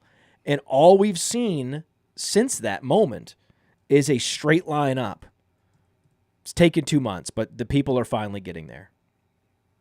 Makes sense. I mean, he got the ideal landing spot behind 2 ex-Ravens running backs that know the system really well with Greg Roman, with Gus Edwards, J.K. Dobbins, and Vidal just kind of looks like, hey, he should be the next man up. But my one concern is, like, why have we not heard more buzz about him in general? Like, out of, like, Chargers, OTA. Like, I feel like we haven't heard a lot about Kamani Vidal. And like we've heard, okay, Gus Edwards got hurt, like he's dealing with an injury. Like, okay, so where's Vidal? Like, is Vidal like running with the ones? Like, what's the deal here? And if anything, I feel like I've heard more and read more about J.K. Dobbins. And it's like, hey, J.K. Dobbins, we feel good about this guy. It was actually on a Move the Sticks podcast where they were talking about, I don't remember the NFL draft, Daniel Jeremiah, right? So someone that's extremely plugged in, not only to the Ravens, because he has former ties there, but the Chargers as well. Like, he was like fantasy drafters to draft J.K. Dobbins. And my ears kind of perked up when I heard that, because I'm like, man, if J.K. Dobbins just like wasn't coming, what if J.K. Dobbins had the Gus Edwards year? Where would he be being drafted? He'd be going in like the third round, like next to Derrick Henry. J.K. freaking Dobbins, 25-year running back, super explosive, at least when he's been healthy. It's like, what if he rips off a big run in the preseason? Like, what are drafters going to do? But like, he looks healthy to me. Like, is that all it's going to take for a J.K. Dobbins like colossal leap up the draft boards? Because they have all the incentive to like, hey, let's run this guy out there. Like, he's making no money. He's like zero guaranteed money. But like the way they talk about him, the way Greg Roman talks about him is like, they're going to play this guy. And when you look historically back when Edwards and Dobbins were together with the Ravens, again, Gus Edwards' best year came without Greg Roman last year. When they were together with Greg Roman, Dobbins was always the guy they went to. It wasn't Gus Edwards. So yeah, they had to pay Gus Edwards because, again, you're paying for last year's production. He scored all the touchdowns last year. They had to pay him. But it's like, in the building, they may view them as like, okay, this is starter 1A and starter 1B, and it's whoever looks better in practice. And well, I can tell you who's going to look better if he's at all healthy. It's J.K. Dobbins. Do you guys remember J.K. Dobbins? You know who J.K. Dobbins is? This is the guy that ran a 4.37 at 210 pounds coming out of Ohio State. This guy was the best, most efficient pass catcher out of the backfield as a rookie. He was ripping off these long screen plays for touchdowns as a rookie. It was exciting. Every time he caught the ball in the Red Zone channel, I remember watching, we're gonna go to the Ravens. Oh, there goes Kamani. Oh, wow. He's gone. Right? J.K. Dobbins, gone. Right? I just think that there's a advantage, I think, to most of the time it seems like we're probably more injury optimistic, I think. Or again, talking about certain players, right? Where their ADPs don't move off news. Like, we'd have to, like, J.K. Dobbins can say, oh, I feel 100%, I feel great. But until like we see something that's like tangible, like, oh, he looks explosive, like his ADP is not going to move unless we see like a big preseason run or something along those lines. But the injury optimism is so low on J.K. Dobbins coming off the Achilles that nobody wants him, right? It's like, no, we'd rather have Vidal. Like, we'd rather have Gus Edwards. Like, these guys are better. Are they better? I don't know. I'm not convinced. I'm not overly sure that the coaching staff is convinced that these guys are so much better than J.K. Dobbins. And J.K. Dobbins is cheaper than them all. And what about J.K. Dobbins in the second half of the year? Isn't that when the money is won in these best ball tournaments? Why can't J.K. Dobbins be a late season surge type of play? Let's say it's Vidal. He gets the start. He doesn't deliver at the beginning. What about Dobbins? I mean, what a gift. You can get him at pick 80, 180 on Underdog. That is, he's going 50 picks earlier. 50 picks, a full 50 picks earlier on FFPC. I love using this ADP tool on Player Profiler, that tab where you can just flip flop and say, hey, where's he going in high stakes? Where's he going to Underdog? It's very interesting, and it's a great arbitrage tool. It really is.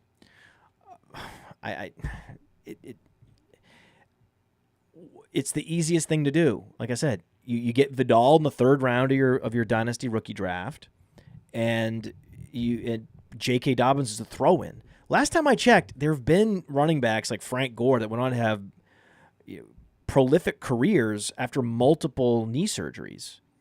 Like, just because you've had bad luck in your first few seasons with injuries, every year that goes by, the medical techniques improve. The ability to grow cartilage improves. These guys are working with the best medical professionals in the world with all these new techniques that are coming over from Germany or wherever it is. So why can't they? I don't understand this impulse to dismiss these guys with multiple injuries when you don't know how healthy they are. You don't know how their knee feels. How? Just draft the guy that runs the 4.37. How could you possibly draft Gus Edwards? How could anyone draft him? It's the craziest thing. I'm not saying Kamani Vidal is definitely going to be a guy, because I agree. It's weird that during rookie camp is the time you get to hear all this buzz, all this chatter about the rookies. So when there's no buzz about a rookie during rookie camp, that's not a good sign. So I agree with you. But these guys are so inexpensive, especially for Dynasty. It's just, you can get both guys. I'm much more likely in Dynasty to draft 2 running backs from the same backfield than I am in seasonal leagues. In fact, we talk about that in this book, the Dynasty Dominator book. We talk about, monopolizing backfields, especially the value backfields. I mean, I would love, what a great tactic for dynasties to get Vidal and get J.K. Dobbins. And even in managed leagues, it's not that crazy. Now, in a tournament, in a best ball tournament, you cannot draft 2 running backs from the same backfield. You cannot do it. You have to, you're trying to hit an upper percentile outcome. That means you must hit on the guys that you're drafting and have full confidence. And you can't be betting against yourself where the guy you just drafted is predicated on the guy that you drafted before that failing. You can't do that in a tournament. It's not viable. But in a managed league, yeah, you can. In a managed league where you can add guys and drop guys and test drive them in weeks 1 and 2, and it's not going to affect your roster and be a drag on your roster for the entire season, actually drafting both Dobbins and Vidal, it's viable. I love it. Yeah. Again, it's all in a particular context. So there's more of these trade rumors. We talked about the Dak Prescott deal way back an hour ago when we started talking about Dak Prescott. Do you know what the speculated deal was for Dak Prescott? I think it's in the show sheet, right? So I do know it if that's the one you're alluding to. I saw DK Metcalf in a first rounder. Yeah. Seems like a lot. I mean... And then you have to pay him, too. You have to pay who? Dak? You wouldn't give Metcalf in a first rounder for Dak? If I'm the Seahawks? I would. If I'm the Seahawks, I'm running to the podium for that pick. You're not running. You're out running to pick up the phone and push the button and say yes to Jerry if he offers. Oh, my God. DK Metcalf, to me, the reason why this is a speculated trade is because the Seahawks may like what they see in Jackson Smith and Jigba this spring and feel like maybe DK Metcalf is on the block. I mean, that's how these speculated trades happen. Is the guy at The Athletic talks to the guy from the Times Tribune, and then they've realized, okay, DK Metcalf, there've been fielding calls about him, and Jerry's open to a deal with Dak. Okay, well, let's brainstorm what it would take with a salary cap, But why are the Seahawks fielding calls about DK Metcalf? Maybe it's because they like what they see with Jackson Smith and Jigba. How do you feel about JSN? Well, the new OC is actually talking about, the new head coach is actually talking about using him. So that's a start. Like that's already going in the right direction after last year, where I know that when JSN was asked about Shane Waldron and his departure, he was like, yeah, he's fine. He was just very non-committal about how much he liked or disliked Shane Waldron leaving the office. I think that he's probably happy to see Shane Waldron go, who was always using this 3 tight end committee and taking JSN off the field, which was never ideal for Smith and Jigba. I think with Smith and Jigba, for me, it's I think that he can be better than last year. I think that's probably what we're going to see from him. I think Lockett, we kind of saw take a step back.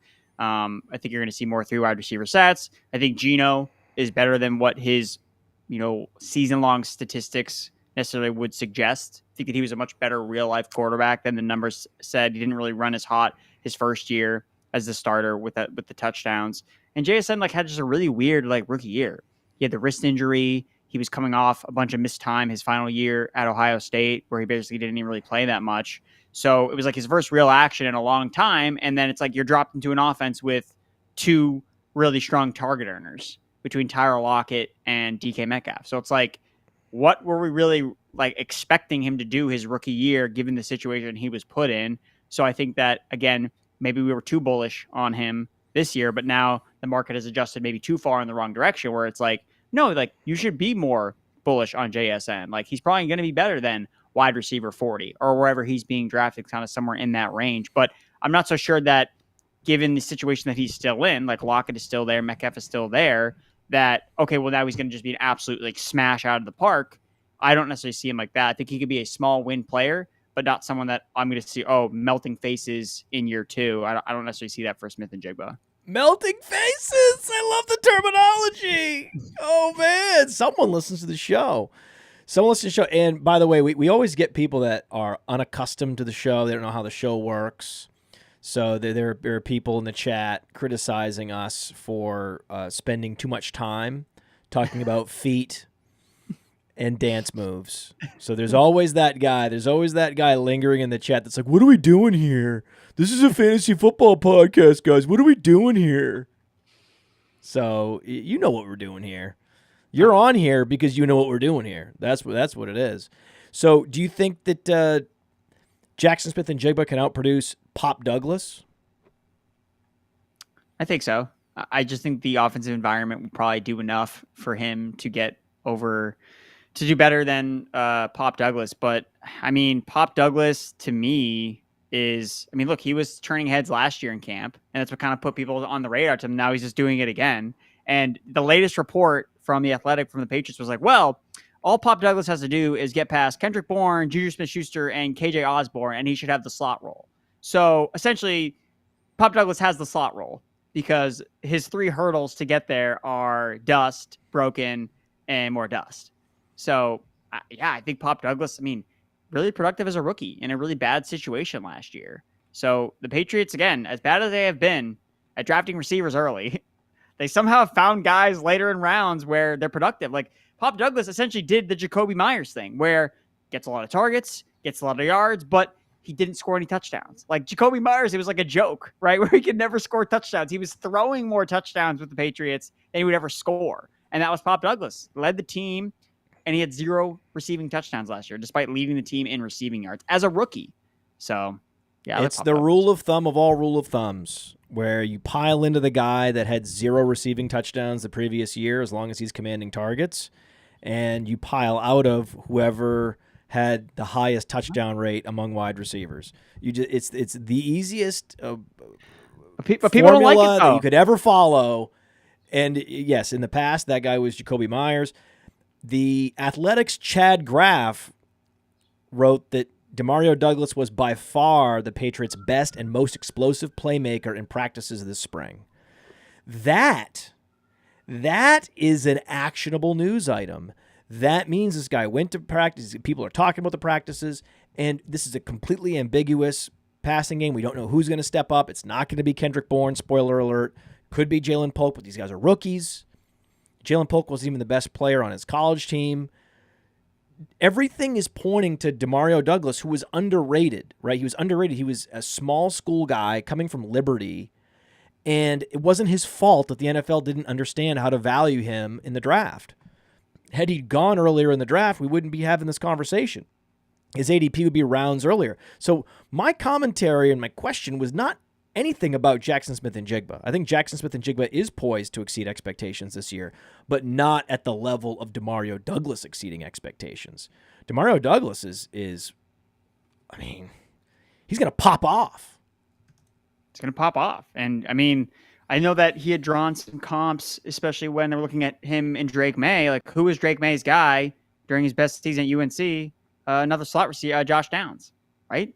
Yeah. Like, so you could see that type of chemistry developing between Drake May when he takes over and Pop Douglas as his underneath slot option that he goes to, while you have all of these other guys battling for snaps on the outside. Like, I don't know who's going to run the most X routes. And I don't even know if they really even have a true X receiver. It looks like Javon Baker would probably be that guy, but it's like what are we going to see? Like Polk is probably better for the slot, but only one guy can really be in the slot, especially if they're running 2 tight end formations with Alex Van Pelt calling the shots.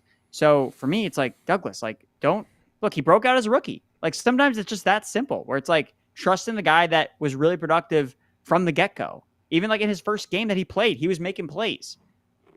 Yeah. I mean, Underdog, he's up a round and a half after the news. So again, if you're a wide receiver, then the news is going to be highly impactful on Underdog. Positive news is gonna spike your ADP, and if you're a running back, it's gonna stay flat. That's basically it. We just did the comparison of J.K. Dobbins, similar ADP, flat. Demario Douglas, positive news, at a similar ADP, jumps around and a half. Why? Because he's a receiver, and that's what you need. You're going to have twice as many receivers as you are running backs in best ball, and the demand, everyone is just so thirsty at that point on Underdog. Of course, Demario, but it's not enough, right? You can see people, the value hounds, like I'm too late on Demario Douglas. Nonsense. That is such a fallacy. He was an incredible value a couple weeks ago. Now he's just an awesome value. Right, and he's going to continue to be a value until he starts going at least inside the top 150 picks in best ball. I mean, whoever has Demario Douglas as their highest rostered receiver in best ball, that person knows what the hell they're doing. Very impressive. I'm also seeing news that Aiden O'Connell is out playing Minshew in camp. Do you have any thoughts on that? Well, I think it's good for the Raiders' overall outlook on offense because I think that it was always assumed that, okay, like they're bringing in Minshew as the veteran, like maybe it's more like his job to lose. Like, okay, if it's like a tie, we're going to give it to Minshew because we paid him, like he'll come in here. But the fact that O'Connell is out dueling him for that QB1 role, well, that suggests to me Aiden O'Connell is getting better than he was last year. And the only reason his ADP is where it is, either in Superflex or one quarterback, is just the ambiguity of like, oh, is he going to start? Like, that's like the question mark. It's not necessarily that he can't be a productive fantasy producer. I mean, what's the real difference between him and Will Levis from last year, right? When you look at, okay, well, how many 20-point games did Aiden O'Connell have? He had one more than Will Levis. Will Levis had one good game against the Falcons, right? Aiden O'Connell had 3 of his last 4 games. He was averaging over 20 fantasy points per game. So you're like, oh, one of them was the Chargers. Well, Will Levis beat up the Falcons. Like, okay, like what's the big difference? What are we talking about? Like, there's no big difference. So both guys were not first-round picks, and both of them like were looked at as, okay, can this guy be the starter? We don't know if they're the long-term starter in either situation. But the only difference was the Raiders brought in competition, and what does Aiden O'Connell do? He shows up and beats the competition. Aiden O'Connell's beat out the 2 quarterbacks that the Raiders have brought in the last 2 years. Like, he was like, wait, Antonio Pierce, like, we got to start him over Garoppolo. Like, I'm done with this Garoppolo experiment. And Pierce has shown that he likes O'Connell. So we've already seen O'Connell orchestrate an offense that does kind of work with the Las Vegas Raiders. We've seen him produce with Devontae Adams, with Jacoby Myers. Like, who has a better supporting cast, the Raiders or the Titans? Oh, I mean, it's not close. The Raiders supporting cast is awesome. Exactly. So it's like a matter of, okay, if Aiden O'Connell is named the starter, now you're going to see his ADP rise. But it's like, if we're already in spring and it's like, okay, he's already ahead, okay, we need to start jamming the draft button on Aiden O'Connell. Run the thought experiment. Hey, what if Aiden O'Connell's just good? It's not like we just saw it with Brock Purdy. This just happened. This happens all the time. It happened with Kirk Cousins before that. It happens all the time, right? And if he's not, then we know what we have in Gardner Minshew, who has been a supporter of fantasy assets throughout his career. And they both have dirty mustaches. So it's perfect, right? We got 2 guys, we got 2 dirty mustaches in Las Vegas. It's actually the most perfect thing ever. And it's one of the teams that I'm drafting the most heavily are the Raiders, just because I love all these assets. Give me Zamir White, give me Devontae Adams, Jacoby Myers. There's just so many underrated. Even Brock Bowers, you rookie tight end. What? Well, in this particular situation, he's actually not that expensive. So I think I can do that. Now, we talk about Jacoby Myers. He's one of my most underrated wide receivers. I've got Chris Godwin, Jacoby Myers, Tyler Lockett. I mean, this is years. This is years. I always start off the year. I write those names down, those 3 names down. I'm like, okay, so these are receivers. These are mid-round receivers I can get every time. And every year they pay off. And I'm just going to go ahead and keep drafting them. One of those years we talked about it, Jacoby Myers was that guy that scored 0 touchdowns. And it was just so easy. And we had a year where Chris Godwin outproduced Mike Evans. That was great. Called it. And now Chris Godwin's sliding back into the slot full time. It's going to be on with Chris Godwin. Give us a couple more underrated wide receivers in the middle rounds. Yeah, so I mean, I love the Chris Godwin one. I think that one's the easiest. Again, the guy doesn't score touchdowns till he does. Like, really, I think that's all that's really going to happen with Chris Godwin. So some of the other undervalued ones. So Deontay Johnson, I am very concerned about. He's the 4th guy. Excuse me. There's the list actually is 4 guys, and I forgot to put Deontay Johnson on there. Well, he's forgettable because he never scores touchdowns, so that's the reason why. He also had a 0 touchdown season. He did, and then what do you know? He scored touchdowns the next year, even though he got hurt and he played less games. Wild, weird. Yeah. Godwin had 2 touchdowns last year. I think he's a safe bet to at least double it, probably triple it. Weird how that works, but yeah, Deontay Johnson, I'm actually concerned for his well-being because I think that he might drown in targets in Carolina's offense. I'm actually concerned that he may not come up for air at any point. But yeah, can you imagine though if you're Bryce Young, and they airdrop an open guy, a guy that's Deontay open? Johnson onto your team, you've been like, oh my God, this is what I've been waiting for. This is what I was trained to do at Alabama, is to find that guy on the field. Yeah. Right, that guy used to be John Mechie, right? That guy used to be. There are other guys from Alabama that are going to be good at some point again. Jameson Williams was there too. Jameson Williams was there before he tore his ACL. But Jameson Williams doesn't comp as well to Deontay Johnson. It used to be Jerry Jeudy, right? Jerry Jeudy. Yeah. So there are guys that are good fits for particular quarterbacks, and damn it. I think it's hard to find a better fit for a Bryce Young than a guy like Deontay Johnson. Bryce Young's never going to be C.J. Stroud, right? C.J. Stroud's a guy that's going to propel Nico Collins to one of the more obscene ADPs I've ever witnessed, and that's not something that Bryce Young's ever going to do. But is he going to feed the hell out of a Deontay Johnson? You betcha. Yeah, I mean, Bryce Young is he was viewed as, he's a point guard, right? Like, he's going to distribute the ball to his best playmakers. And it's weird because we see this with all these Alabama guys, right? They come in, they don't have weapons, and then they're not good. It's like, oh, wait. And then you give them weapons, and then they can distribute the ball, and then they're productive. Like, we've seen this at all facets with Tua, with Mac Jones, with Jalen Hurts. Like, when they don't have weapons, they're not good. And then you give them comparable pass catchers, and what do you know?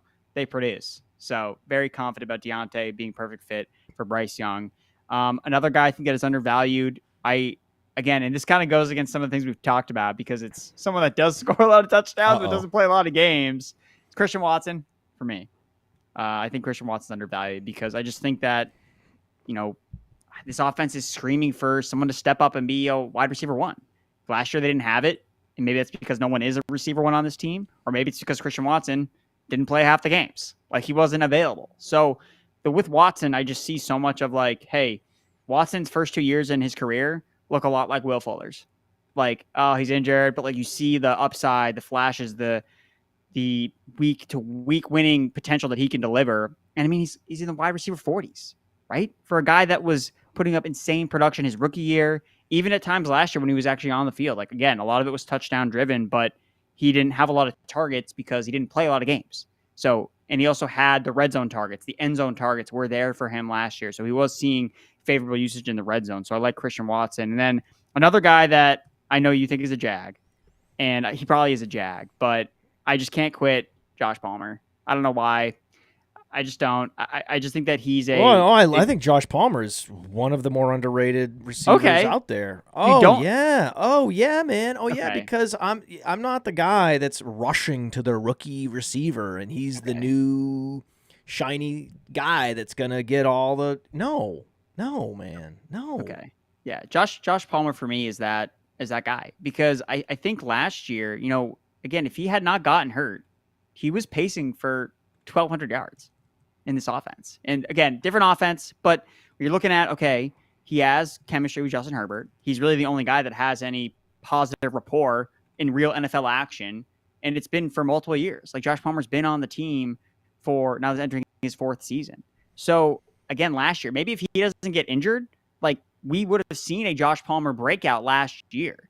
And I mean, I don't mean to compare him to Nico Collins in a way because I don't necessarily think that their games are so similar. But I mean, before Nico Collins' massive breakout last year, like what did we view him as?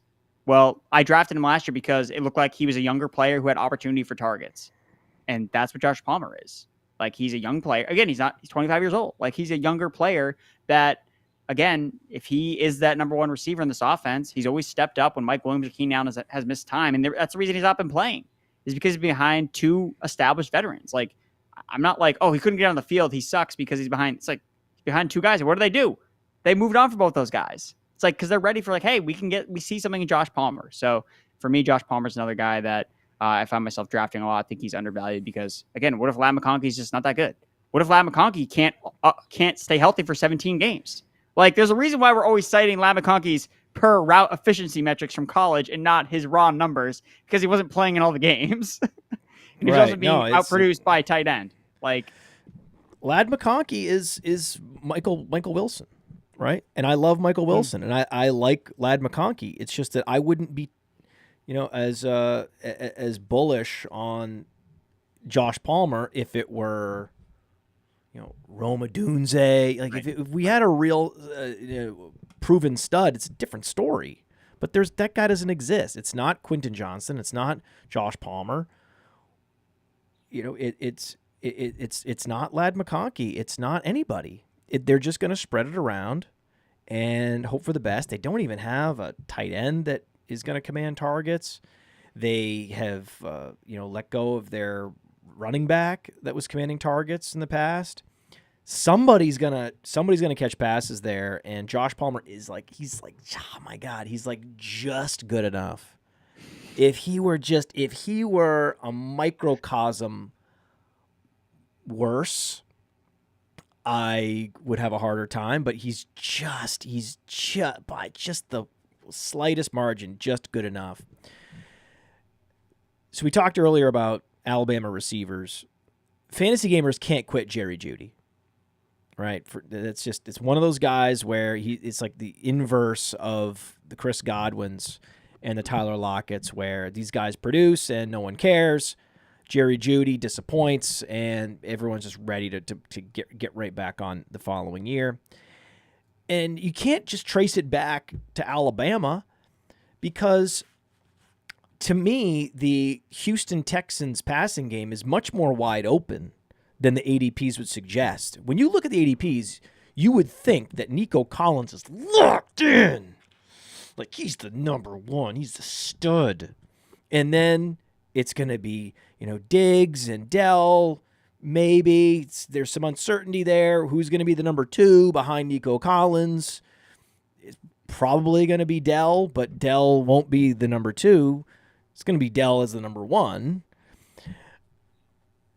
And then I don't know who the number 2 is going to be between Diggs and Collins. My guess is Diggs. Regardless, it's all uncertain, because behind them they have just the Alabama second rounder in John Mechie.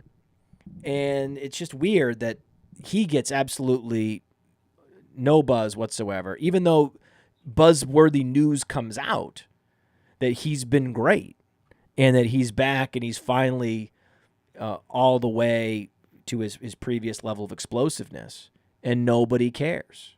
It's weird.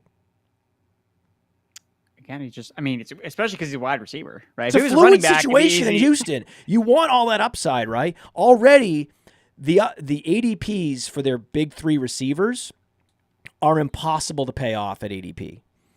So you're underwater. If you draft those 3, let's say you somehow stacked Collins, Stroud, Diggs, and Dell. Let's say you did that. Okay, you're underwater. Okay, yeah. The ADP that you had to pay to get those guys it's just like a house, right? It's like you have a house in Florida in 2008, right? With your house is not worth the mortgage. But if you really want access to that upside that is the Houston Texans offense, You could bet on Dell being the wide receiver 1. That's a move I like to make. But then you can also dabble on guys like John Mechie. I mean, people were throwing themselves to start Noah Brown last year. Guy that we did not see a lot from Dallas here and there, and then he's dropped into this Houston Texas offense, and he gets opportunities, and he's someone that we're contemplating starting. And if somehow you had the the forward thinking to draft him in best ball leagues, like you were benefiting every time Noah Brown was going off for like an 80-yard touchdown. So yeah, Mechie, I saw the report too from The Athletic. Again, legitimate year 3 breakout candidate. In last year, again, he was coming back from the ACL, coming back from cancer. And yeah, he didn't put up a lot of numbers last year, but like it's his first year back. Like, what do you expect? They still drafted him very highly, 2nd round draft capital, which is the same as Nico Collins and more than Tank Dell. And again, Diggs is on a 1-year deal. So even from a dynasty lens, right, you could look up and say, well, Mechie is now, Mechie's the number 3 receiver because Diggs is gone. So getting ahead of it now, and then also if there's an injury that happens, again, both these guys got hurt last year. Diggs is over 31 years old. Like, injuries, again, I know we don't like to project injuries, but spoiler, teams are all going to get injured. So, again, if you can find contingent upside through good offenses, then Mechie makes a lot of sense. Which offense do you think is better, Denver or Baltimore? Baltimore? Of course, right? Okay. So pick one running back. I think these 2 running backs are similar guys. Okay. So pick a running back for all formats. Jaleel McLaughlin or Keaton Mitchell? I'm going to take Jaleel McLaughlin. Why? I think earlier in the show you referred to Bo Nix as the check down king.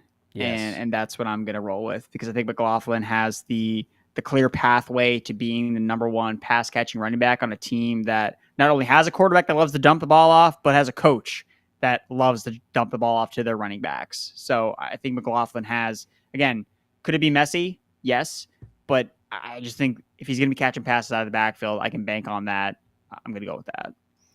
But you're not finding yourself drafting many Broncos. No, unless I think it's the backdoor stack. I think that's what most people are doing. Like, oh no, like I have a Bengal. Again, I have to draft a lot of Jamar Chase. So naturally, week 17 correlation, I got to draft some Broncos players. Usually it's Marvin Mims, because I'm like, hey, Marvin Mims returns a punt return for a touchdown. Okay, now we got ourselves a game. Here we go. Mims and McLaughlin. That's the only guys you really should be drafting on the Broncos. Mims and McLaughlin, maybe some Dulcich, but Mims, McLaughlin more likely than not. Mims more than all of them. And as you know, I talked earlier about Las Vegas, a team I think has incredible value. Tampa, Washington. We've talked about the values on the. It extends beyond Brian Robinson to Jahan Dotson, and so many options on Washington that we love. Tampa extends beyond Chris Godwin. Las Vegas extends beyond Jacoby Myers to pretty much everybody. Is there another team I forgot where you're piling into everybody besides the Bengals? So the Chargers, to me, I think are, again, we talked about Josh Palmer being undervalued. We talked about the running backs being undervalued. J.K. Dobbins, Josh Palmer. Ooh, yes. And it's like, oh, and their quarterback's Justin Herbert. That's their quarterback is Justin Herbert. And it just, everyone is so afraid that this team is going to run the ball 50 times every single game. I'm like, that's not how football works. Like, if you're losing by 14 points, you just can't run the ball. Like, this isn't Michigan where John Harbaugh can just run the ball because they're winning. Like, if you're losing in the game, you're going to have to throw. And Greg Roman's offenses had guys that were more mobile, that were better as rushers than passers. That's why he ran the ball with Lamar Jackson. That's why he ran the ball with Colin Kaepernick. Justin Herbert is a better passer than those guys. Like, as a pure pocket passer, like, they can throw the ball. So I just think that we've gone way too far in one direction, like making, okay, the Chargers are going to run the ball no matter what. And yeah, they're going to have games and positive game script where, yeah, Justin Herbert doesn't have a great game. And if it happens in week 1, every Chargers player is going to be a must-buy player because of you're going to see like a weird game script where they're up big, there's turnovers, and everyone's like, well, I told you so, Matt. They're never going to throw the ball. And what do you know? The next week they play a team that actually puts like pedal to the metal, and then Herbert throws for 300 yards, and everyone overreacted. So the Chargers for me, yeah, undervalued. Even Quentin Johnston's getting to a place where he's going at, 150 on Underdog? So I would only draft Quentin Johnston in best ball. I don't mind that. I've seen stranger things happen. Now, there's plenty of N'Keal Harry's. And, I take some responsibility for what happened to Quentin Johnston. He's a professional. He's out there putting his mind and body on the line to play professional football. That's a gladiator spectacle. It is impressive. It is worth of our respect, even if he can't squeeze the football in most scenarios. Yeah, I'm good. This is what I'm saying. Like, other than a Gus Edwards, there are some guys where I could see. I mean, it's just very difficult. Like, where Will Dissly's top of the depth chart at tight end. There aren't that many options with the Chargers to get excited about. I like Hurst. I don't think Hurst is that. I mean, Hurst knows Roman. So okay, I don't. So you got I don't Hurst. mind Okay, you got Hurst. as You got Palmer. I think you can permission to dabble on Quentin Johnston. I think the problem with Quentin Johnston is that we did him a big disservice because his comp on Player Profiler is so like chef's kiss perfect that it's even the same college. Like, it's the same draft spot, the same metrics, the same production, the same athleticism, the same school, and the same pro production in year one. Can I guess? I don't know who it is. I haven't looked, but I if you said he went to TCU, I think I know who you're talking about. It's Josh Doxson, right? Yeah. Yeah. Yeah. I think that it's such an apropos comp that it really hurts him. I think that I wouldn't be surprised if he sued us. Right? Like, he's just like, listen, dudes, like, you're killing my ADP on Underdog, and it's not fair. And it's because people keep seeing this Josh Doxson comp, and I don't like it, and this is wrong. But, if you want to dabble on him, green light to dabble on him, because, again, it's like the opposite of Houston. How much better is CJ Stroud than Justin Herbert? I mean, yeah, that's what I mean. Maybe a little bit better. I mean, Justin Herbert was really good his rookie year too, and then he really hasn't been the same since. So, yeah. Now, what's the collective ADP of Houston players versus Los Angeles players? It's probably not even the same stratosphere. It's not. It's no one going in the top 100 versus everybody going in the top one. It's just, it's food for thought. Food for thought. So in that context, you want to take a guy who's probably bad at pick 150? I'm cool with it. Go ahead. That's the exact time and place to go with a guy who's probably bad. But just make sure Pop Douglas is off the board before you do that. Now, I'm looking at running backs in that zone. Okay. Now it says running backs to go earlier, right? Like Zamir White. But in general, there's a whole bunch of second-year running backs that could hit in a big way this year. Let me list you the names, and then you give me the probability that they go nuclear. Is that fair? That's fair. Okay. Roschon Johnson. 80%. What? I love Roschon. I love Roschon. Because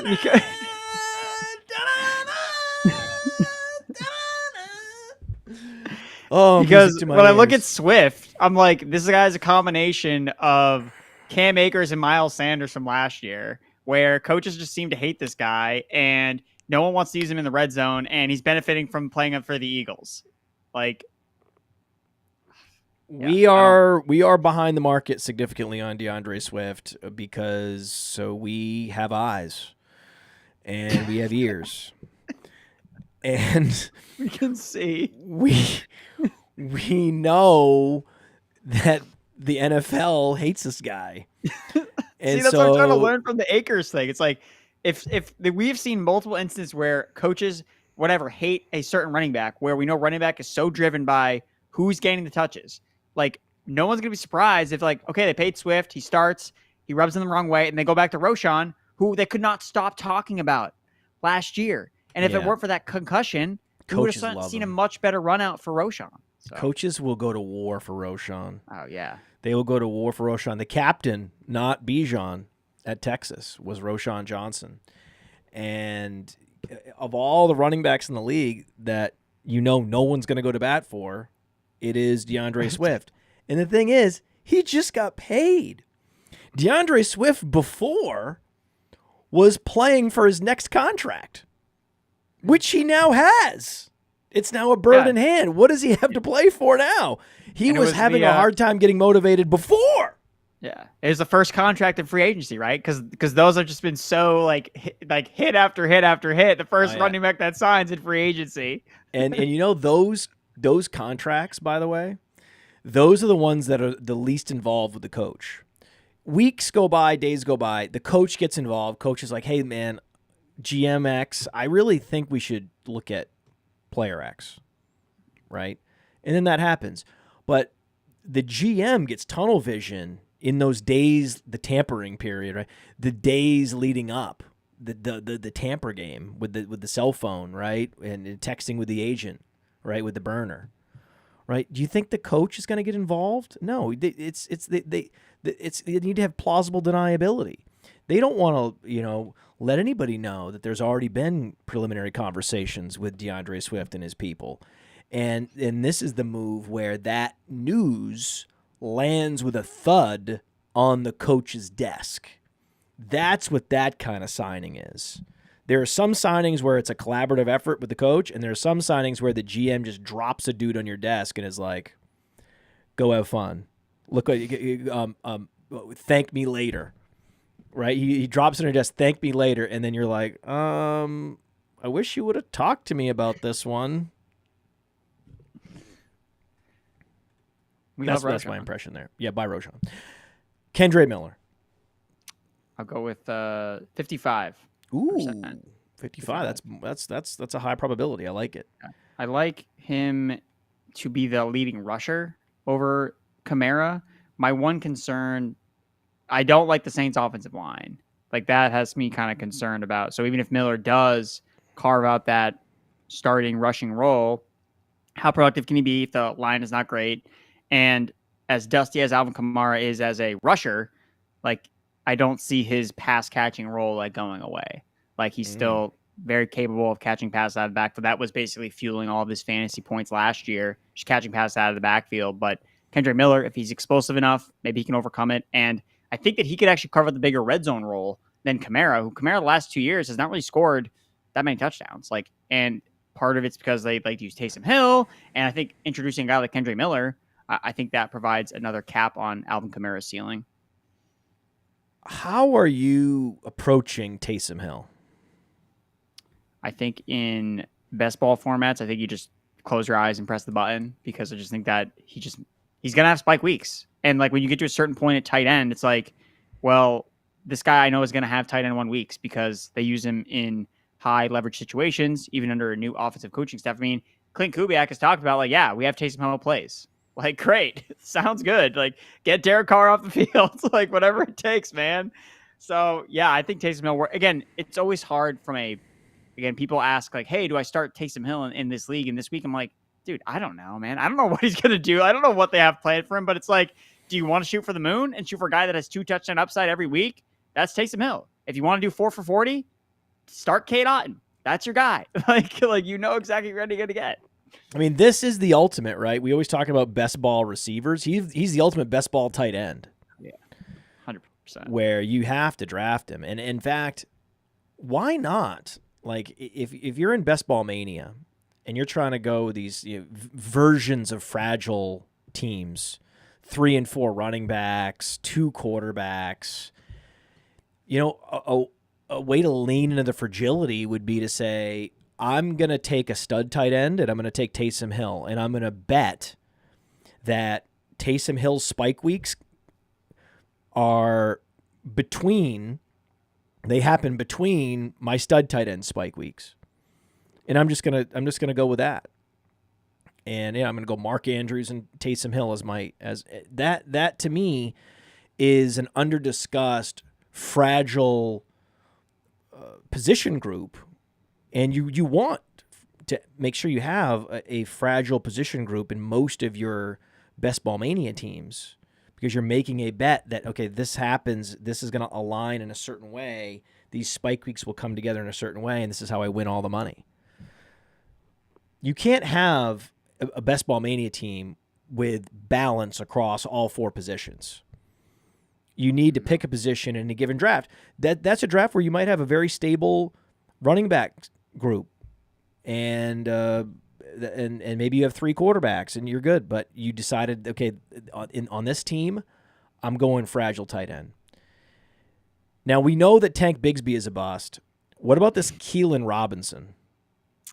So I think Keelan Robinson to me looks more like their Jamal Agnew replacement. So like the next special teams guy, returner. So I still like Dearness Johnson.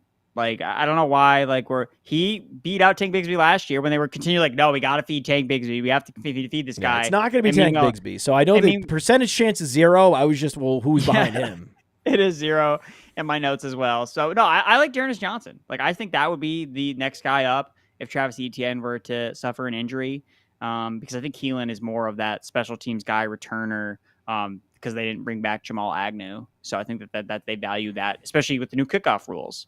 So, do you think Etienne has 20-point upside? I think so. I think the Jaguars, again, we were talking about underrated, valued offenses, and I don't know where the Jaguars kind of stand, like, in terms of cumulative ADP, but everyone was so high on the Jaguars last year. It was like out of control. And it's like, guys, let's see them do it first. And again, they got obliterated by injuries, especially in the second half of the year. And now they're all really cheap compared to where they were, especially last year. Even Etienne's cheaper than he was last year. You have the receivers that are discounted. The tight end, Evan Ingram leads the all tight ends in catches and is cheaper than he was last. So I think the Jaguars are an interesting buy candidate when everybody's gravitating towards like the Texans, the Colts. Like, oh, these are the AFC South powerhouses. When last year it was like there were 2 teams that had negative odds to win their division: Chiefs, Jaguars. Like, it was set in stone. The Jaguars were the team of destiny. They started 8-3, and they were like rolling, and then they just crumbled. Christian Kirk got hurt. Offensive line got hurt. So it's like, remember, like, don't forget what happens when players get hurt. Like, these teams can crumble, and that's what happened with Jacksonville. So I think Jacksonville's an interesting buy low type of team because I think that all the pieces are kind of still there. And if Calvin really had caught like 3 or 4 more balls in the end zone, like, they probably would have made the playoffs. God. That list of underrated wide receivers, it should be 5. It should be 5. I know we added one for Deontay Johnson. We should add it's 5. It's because you can't forget about Christian Kirk. Christian Kirk, yep. They're all the same age too. These guys are all like 27 years old, and they're all underrated, and they're all drafted in the middle rounds, and you just got to get them. That's the one. I mean, geez, even Evan Ingram. So if you wanted to do a hero RB build around Travis Etienne, by all means, green light. Evan Ingram should be one of your highest rostered tight ends, and because he has upside and stability, week-to-week stability with the target share, plus he has the explosiveness for upside. Christian Kirk is the undisputed number 1 there. It's not Brian Thomas. I just haven't seen it from Trevor Lawrence, so I can't get with you exactly on the looking at the glass half full with Jacksonville, but I understand the premise. Evan Hull, percentage chance that he goes off. I'm gonna go sub 10%. Not feeling the love. 5%. It would be nice if he had buzz this spring. That would be. Yeah, he's the missing the buzz. RB2 was a bit of a in the heart. It's like no. No Vidal buzz, no Evan Hull buzz. Those hurt my soul. I wish we had some preseason buzz around those 2 guys. What about Zach Charbonnet? Probably say around like 40%. 40? I think it's. Well, I mean, look, Ken Walker has not been the healthiest guy. No. He's missed games, so again, it's more injury. Nah, you're injured. Yeah. Give it 20%. Zamir White. 20%. Zamir, I'll go 70. Oh, 70%. Yes. He's going to break off a lot of long runs. As much as I love Dylan Lobby, but Dylan Lobby's a year away. And he's going to catch a bunch of dump-offs. Zamir White and Kenneth Walker have similar games. They should have more similar ADPs. Yeah. The only concern for White is I don't know if he can do what he did over 4 games over a 17-game stretch, because that's something he's literally never done. Like, again, these Georgia backs, like, unless you're Nick Chubb, like, I mean, Sony Michel could never even like be a bell cow for an entire season without getting hurt. So Zamir White, that's my You're concern. going to put Sony Michel's injuries onto Zamir White? It's You're going Georgia to graft backs. his injury history onto Zamir White? That is one of the most unfair fantasy premises I've ever heard. We have to go to commercial.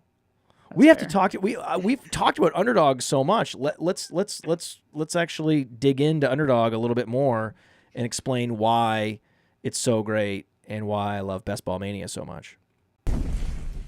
This episode is made possible by Underdog Fantasy, and Underdog Fantasy is the leader in Best Ball. When you go to join an Underdog Fantasy Best Ball draft, it fills very quickly. Especially now, it's Best Ball Mania season, baby! Best Ball Mania 5! I can't believe they're at Best Ball Mania 5 already. $15 million in prizes. They're giving out $15 million with $1.5 million to first. Playing in Best Ball leagues makes you better. It helps train you on player value and strategy. And Underdog offers a lot more than just Best Ball contests. They offer pick'ems. My new favorite, the golf pick'ems. But they have the NBA pick'ems, baseball pick'ems going on throughout the offseason. Hit the pick'ems, back to Best Ball, hit the pick'ems. So use promo code Underworld. Promo code Underworld gets you a 50% deposit bonus up to $250. So they've increased the maximum deposit bonus. It was $100. Now it's up to $125. When you get the Underdog app, use promo code Underworld and go draft your ass off. We are back with 10 burning questions. 10 burning questions for Andrew Erickson from FantasyPros. Rapid fire. I can't believe we're over 2 hours in. Let's go. How did this happen? You're such a... I just love talking to you, man. Well, we opened the show talking about feet, so that's how that happened. There were a couple people in the chat that were not happy about that. They were like, I love how they're like, I'm worried. I'm worried if you guys are going to talk about feet and drive-thrus and dance moves at weddings, you're not going to be giving me enough fantasy analysis. What's going to happen? We're going to run out of time, and there's not going to be enough fantasy takes. You guys need to hurry up and get past this nonsense and get me my fantasy advice I want. Meanwhile, we're hours in. We're not even to the 10 burning questions. I think we've done enough. I think we've provided him with enough analysis to make up for that just betrayal. The feet talk. Rapid fire. We got to go rapid fire here. Bijan or Breece Hall in round 1? Breece Hall. What is your favorite front door stack in Best Ball, meaning premium quarterback? And what is your favorite backdoor stack? Non-premium quarterback. I like the Lamar Jackson, Mark Andrews / Zay Flowers premium. So I like going with the Ravens passing game here. And then when it comes to backdoor, I mean, we're talking about, I like Jordan Love, Christian Watson, some of these other Packers ancillary pieces, Wicks, the tight ends. Yeah, I mean, like, if you want to chase touchdown upside, like Jordan Love, right there with Dak Prescott, touchdowns last year. That's not as backdoor as I'm thinking about. Watson Love is a mid-level stack. I wouldn't call that a full-blown backdoor stack. A backdoor stack would be Russell Wilson and Calvin Austin. Okay, definitely not that. So I'll do Drake May, Demario Douglas, yes, Polk, Baker, Hunter Henry, Patriots galore. That's it. That is it. May Douglas. Oh my God, I love May Douglas. Give me that. 'Cause why not, man? Yeah, that's the thought experiment. I see not enough people running. It's weird though. After what happened last year with Stroud, I'm a little bit shocked. But hey, I can't draft for everybody, right? You gotta let people make their own mistakes or miss their own opportunities. So, Larry Fitzgerald at age 32, 109 catches, 1,200 yards, 9 touchdowns. And now we're hearing that Cooper Kupp is having this healthy offseason and he looks great. And he's only 31. So Is he a value? No. Why not? I think the milk is spoiled. The milk doesn't unspoil. I don't care. Of course they're going to say he looks healthy. Didn't they say that about Michael Thomas? Oh yeah, he looks healthy too. And then he never came back. Is he? I still don't even know what team he's on. So I do appreciate that I give you this Larry Fitzgerald comp, and you're like, I will give you Michael Thomas. And then my response to that is, Cooper Kupp's ADP of 30 on Underdog is efficient. No value there. It is what it is. Draft him, don't draft him. I don't care. Maybe don't, though. Maybe you're saying don't. I don't. Don't? I don't want to draft him there. You're not drafting him there? You can draft. No. What if the Rams lead the league in pass attempts? They project to. How are they going to do that with Blake Corum as RB1? Well, that's true. That's a fact. I mean, if you get Blake Corum and you can ride Blake Corum on every single down and distance, I don't see how you could ever lead the league in pass attempts. That's great analysis. Okay. Who is the Ravens' number 3 receiver? Is it Isaiah Likely? Is it Rachaad Bateman? Is it somebody else? I think it's Isaiah Likely. I just think that he's good, man. I mean, the Bateman thing, again, you're a Bateman truther. Like, such a great prospect profile coming out, but like, I don't know, man. I don't know how many more years we need to see of this. Like, I mean, like, he could just be do what Odell Beckham Jr. did last year. It's like, oh yeah, he's efficient on a per route basis, but it never actually like turns into fantasy points. It's like, great. So I'll go with Likely. Who's the number 3 in Pittsburgh? Is it Calvin Austin or is it Roman Wilson? I mean, we're saying this because I think this is interesting because it's the AFC North. They have tight ends as their number 2 options, right? I think Flowers is going to out-target Andrews this year. I think it'll be close. It'll be close, but I think Flowers out-targets him. So, and Pickens will be the target leader, and then followed by Freiermuth. Who's the number 2, though? That's the question. It happens to be a tight end in Baltimore, per Andrew Erickson. Are you going with Austin? Are you going with Wilson in Pittsburgh or someone else? Probably should be Wilson, considering where they drafted him. I know that the camp reports have been pretty, there hasn't really been someone that's stepped up yet. They're really challenging Roman Wilson. Buzz-free. There's been buzz-free on Wilson, which I hate, but the buzz has been around Calvin Austin. It may be someone that's not on the roster. They've also talked about that's something they've been trading. They've talked about trading for someone else if no one else is stepping up. So I'm going to say it's not someone on the roster right now. I don't think that anyone on the Steelers right now is worthy of that number 3 spot. So the answer is draft Pickens and Freiermuth. Correct. We've talked about ADP movement and how some of it is expected, some of it's unexpected, and how to predict it. Okay, guy has buzz, and he's getting drafted at the wide receiver position in the deep 100s on Underdog. He's going to pop 2 rounds instantly, right? If it's a running back that's going in the dead zone who's getting buzz, he might actually fall. In best ball, but the FFPC drafters will be all over it. So I can give you tomorrow's newspaper with their ADP movements most of the time.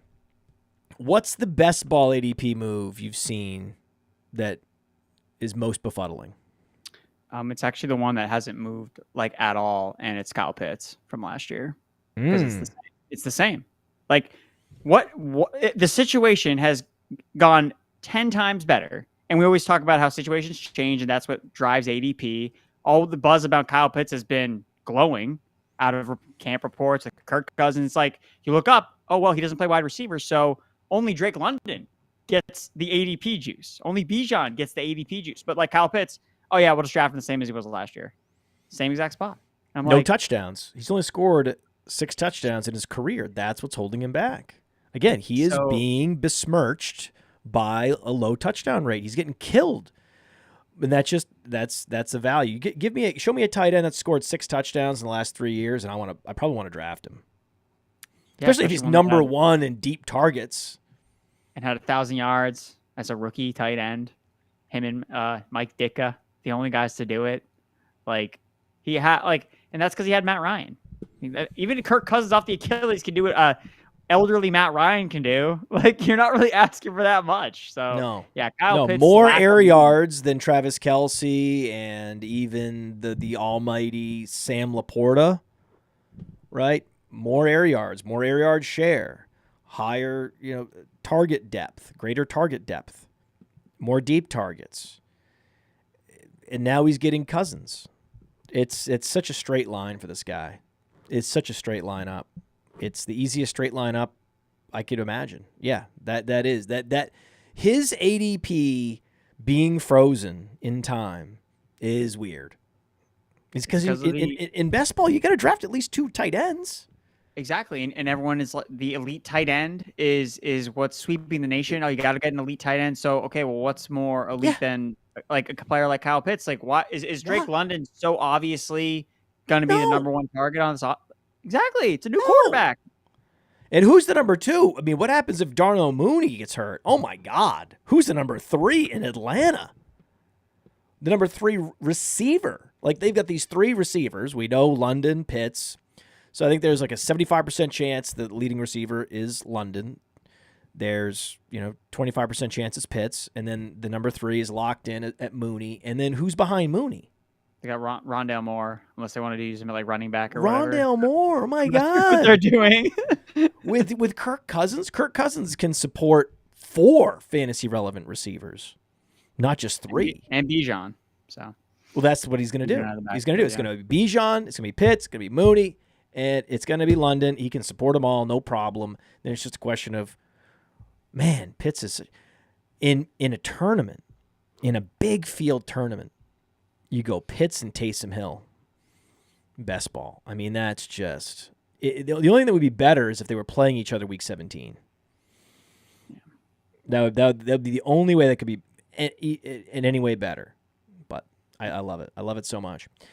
Now, in previous shows, we've talked about avoiding Brandon Ayuk at his ADP, which is cartoonish, and I'm sure you don't agree with, given your whole 49ers are destined to regress speech. And then the Kyren Williams, which we don't need to get into. I promise the audience I will not. So give us another guy or two to put on our do not draft list. But they've got to be good players. They've got to be going like, second, third, fourth round guys. You're just like, nope. Yeah, no, I know what the show calls for. We're not going to be coming here with guys going around 6 or 7. Oh, this is my do not draft player. No, we have to top guys. Can't do it. Just can't do it. Right? Yeah. No, I know. Wait, let me think. I got to think of a guy who that would be. Let me think of I got to think of the perfect. No, I have one in mind too. So you go first, and I'll tell you. Okay, I'm gonna think of the perfect guy because last year it was Quentin Johnston. And it's like, you can't say Quentin Johnston. That's just too obvious. That is just too obvious. And I'm running out of time. I guess DeAndre Swift would be a guy like that. Would it be an easy do not draft player? Though the upside is a little dangerous. The upside is there where I don't think I could feel 100% comfortable fading a DeAndre Swift because and then it used to be like, a Javonte Williams, and then okay, he's going too late for that. Don't even go there. It's actually this isn't the easiest question to answer. I guess a running back be a running back that lacks the upside that has been imbued on him. I would go James Cook. James Cook. Yeah, but I think that would be. James Cook would be the outer bounds of this game.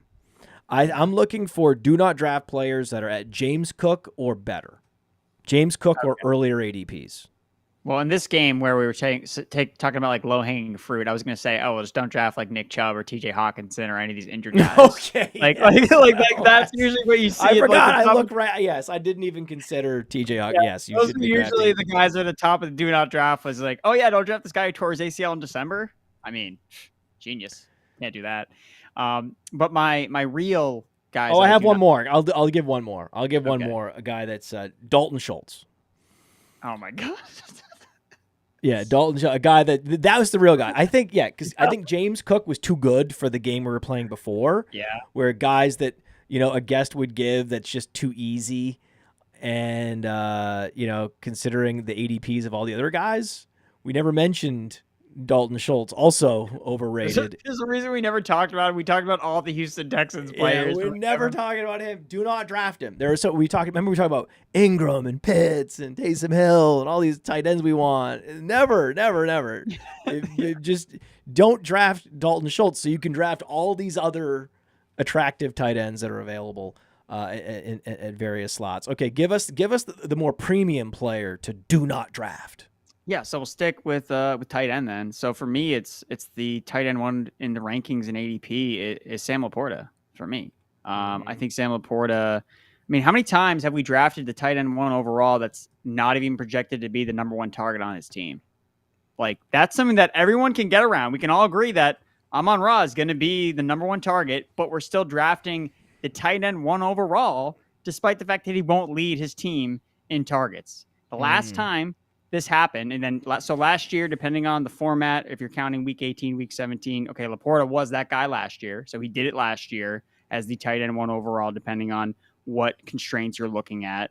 I know that Kelsey, I think in some, maybe there's a PPR, half PPR, outscored him in points per game, but if you look at Laporta, so it was the first time since 2017 that a tight end had finished tight end one overall without leading his team in targets. The tight end that did it that year was Rob Gronkowski, and it came out a lot of touchdowns. So again, what are we talking about here? He's Gronk. Yeah, you can't. He's got to be Gronk. All the touchdown production from the year prior, and that's what Laporta did. He scored 10 touchdowns. Like, that's insane. And it didn't necessarily match the amount of red zone targets he got, the amount of end zone targets he was seeing. And this is the other big point with Laporta. And it reminds me a lot of that Jonathan Taylor RB1 season, where Jonathan Taylor got boosted up. Again, he had a great year, but he had one of the weakest RB1 overall seasons that we've seen. That's and right. He was kind of like not a victim of circumstances, but he benefited from everyone else just being worse than him. That's what happened last past year. All the elite tight ends either weren't as good or got hurt. And Sam Laporta, he's a late round tight end. I got to draft this guy because he was such a good pick last year. That's being carried over to this year. But when you look at just the numbers in half PPR, his 11.6 points per game was the weakest tight end one season we've seen since 2016. And that was Travis Kelce. That was one of Travis Kelce's worst tight end one overall seasons. So we're buying Sam Laporta at a premium price that is not worthy of the tight end one overall. Like, Mark Andrews goes in round 5. Mark Andrews has had a better season in his career than Laporta had last year. It just happened to be not last year that Laporta or Mark Andrews did it. So there are so many other elite tight ends I would rather take later than Sam Laporta. So for that reason, I'm out on Laporta. He can't beat you as long as he doesn't have a path to maybe, okay, and an Amon-Ra injury, but Amon-Ra, it's going to take some kind of... We got to bet against God here? Against the sun god getting hurt? No way. You can't. He's made of adamantium. Adamantium? He's made of adamantium. He has an adamantium skeleton, this guy. He's a superhuman guy, and he's the guy to bet on. He's the guy I want. I want Amon-Ra. Yeah. Okay? And you got to bet on one guy in the first couple rounds. It's got to be Amon-Ra. And the number 2 option, who happens to be a tight end, what's his age? What is he going? 1-2 turn? I mean, it's going up and up because people are trying to push the 49ers-Lions Week 17 game. So it's like, I got to get Ayuk, Debo. If I get McCaffrey, I can get Laporta at the 2-3 turn, and there you go. Like, I think that's the earliest drafted guy that you could totally avoid in big field tournaments and feel fine about it, because the odds that he is the one that beats you, that avoiding him crushes you. It's so many things have to break in a certain way that I don't think that's. I just don't. I don't see it. If that's actually a fairly safe avoid in terms of what's the worst case, what's the worst that can happen. Because again, it also opens you up and gives you opportunities to draft equally good tight ends later. I mean, is he how convincingly better is he than Kelsey or Andrews or Kittle. Kincaid? Kincaid just didn't score the touchdowns last year, right?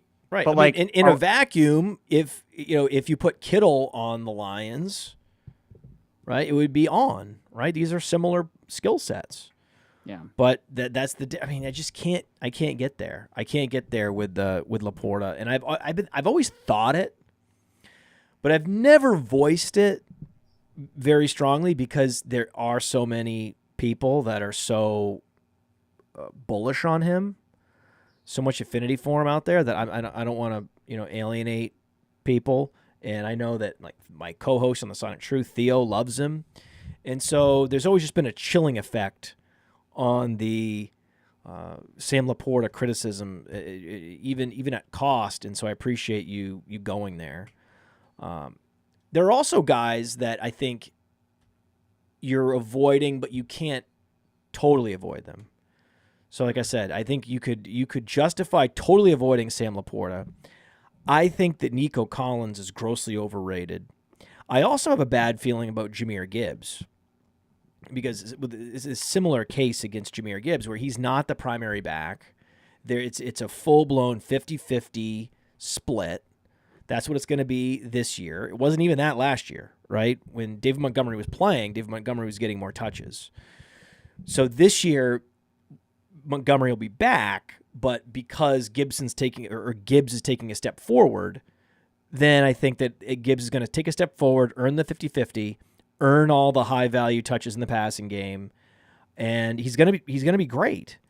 But that ADP ain't it.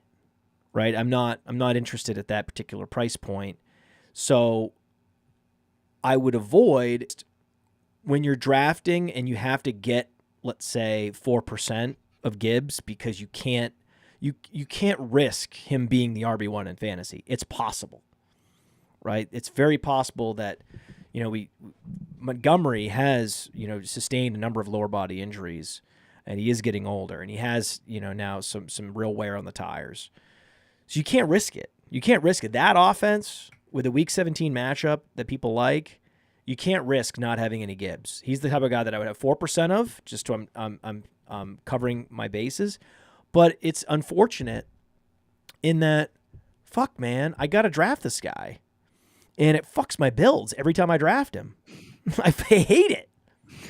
But I have to do it to get the 4%. Yeah. Those teams, I never liked those teams. Yeah, I mean, Gibbs is, the ADP is suggesting the Alvin Kamara, like, year 2, with, like, that's the kind of projection that he's going off of, where you're seeing it. You saw Ingram and Kamara year 1 was Montgomery, Gibbs year 1, and then year 2 you saw Kamara even take another step forward. It's like he becomes the touchdown savant, and that's the thing you're afraid of. It's like, oh, yeah, I'll just fade the Lions offense, and they're RB1. It's like, oh. That doesn't feel great. Like especially if they lean on him more in the red zone. No. It's like, okay, if Laporta, again, if we're fading Laporta and his 10 touchdowns, okay, well, what does that mean? Who's going to score more touchdowns? Could be Gibbs. Yeah, I mean, the worst thing that could happen is, the absolute worst thing, and I pray to God this doesn't happen, but to be way underweight on Laporta, which I had done in the shadows, and now we're out in the open doing it, and to be way underweight on Gibbs and way overweight on St. Brown. So it all evens out, right? So if you're at 16% Brown, up to 20% Brown, and that you would have basically whatever it would be, like the 4% Gibbs, 4% Laporta, if not less. When it all shakes out, the average rostership of those three guys would be, between 24 and 26 in that area. And because so overweight on Amon-Ra St. Brown this year, it all shakes out. It just, it is weird. Like if this team is like the highest scoring team in the NFC, for 2 of the 3 to have, 50% the field in the rostership, it's nerve-wracking. It really is. You got to have some. You can't fade Gibbs. You can't do that. That would be a mistake. Agreed. But, Montgomery is there, right? And he's not going to score all these. 11 touchdowns for a satellite back plus back is good. So this idea that he's going to spike the football on touchdowns this year, we'll see, right? We'll see. He had a 4.7% touchdown rate. That's high as hell. With Montgomery, though, I mean, we're not that many years removed from, hey, free Khalil Herbert, get Montgomery off the field. Like, there was a universe where that happened. And you bring it back to things we've talked about on the show before, like when sub running backs are earning touches alongside healthier veterans, like that's telling. And maybe it's more telling about how good Khalil Herbert is, because I still think he's a very good running back in his own right. I hope that the Bears let him go to Dallas, where he can just reign supreme and be the RB1 and be great. That'd be cool.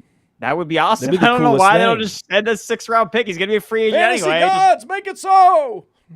So I'd love to see that happen. But yeah, I think Gibbs is gonna widen the gap between him and Montgomery. Montgomery had a career high yards per carry last year. Again, just to reflect, and career low in receptions targets. Right, and how much you just don't care about yards per carry. That is not indicative.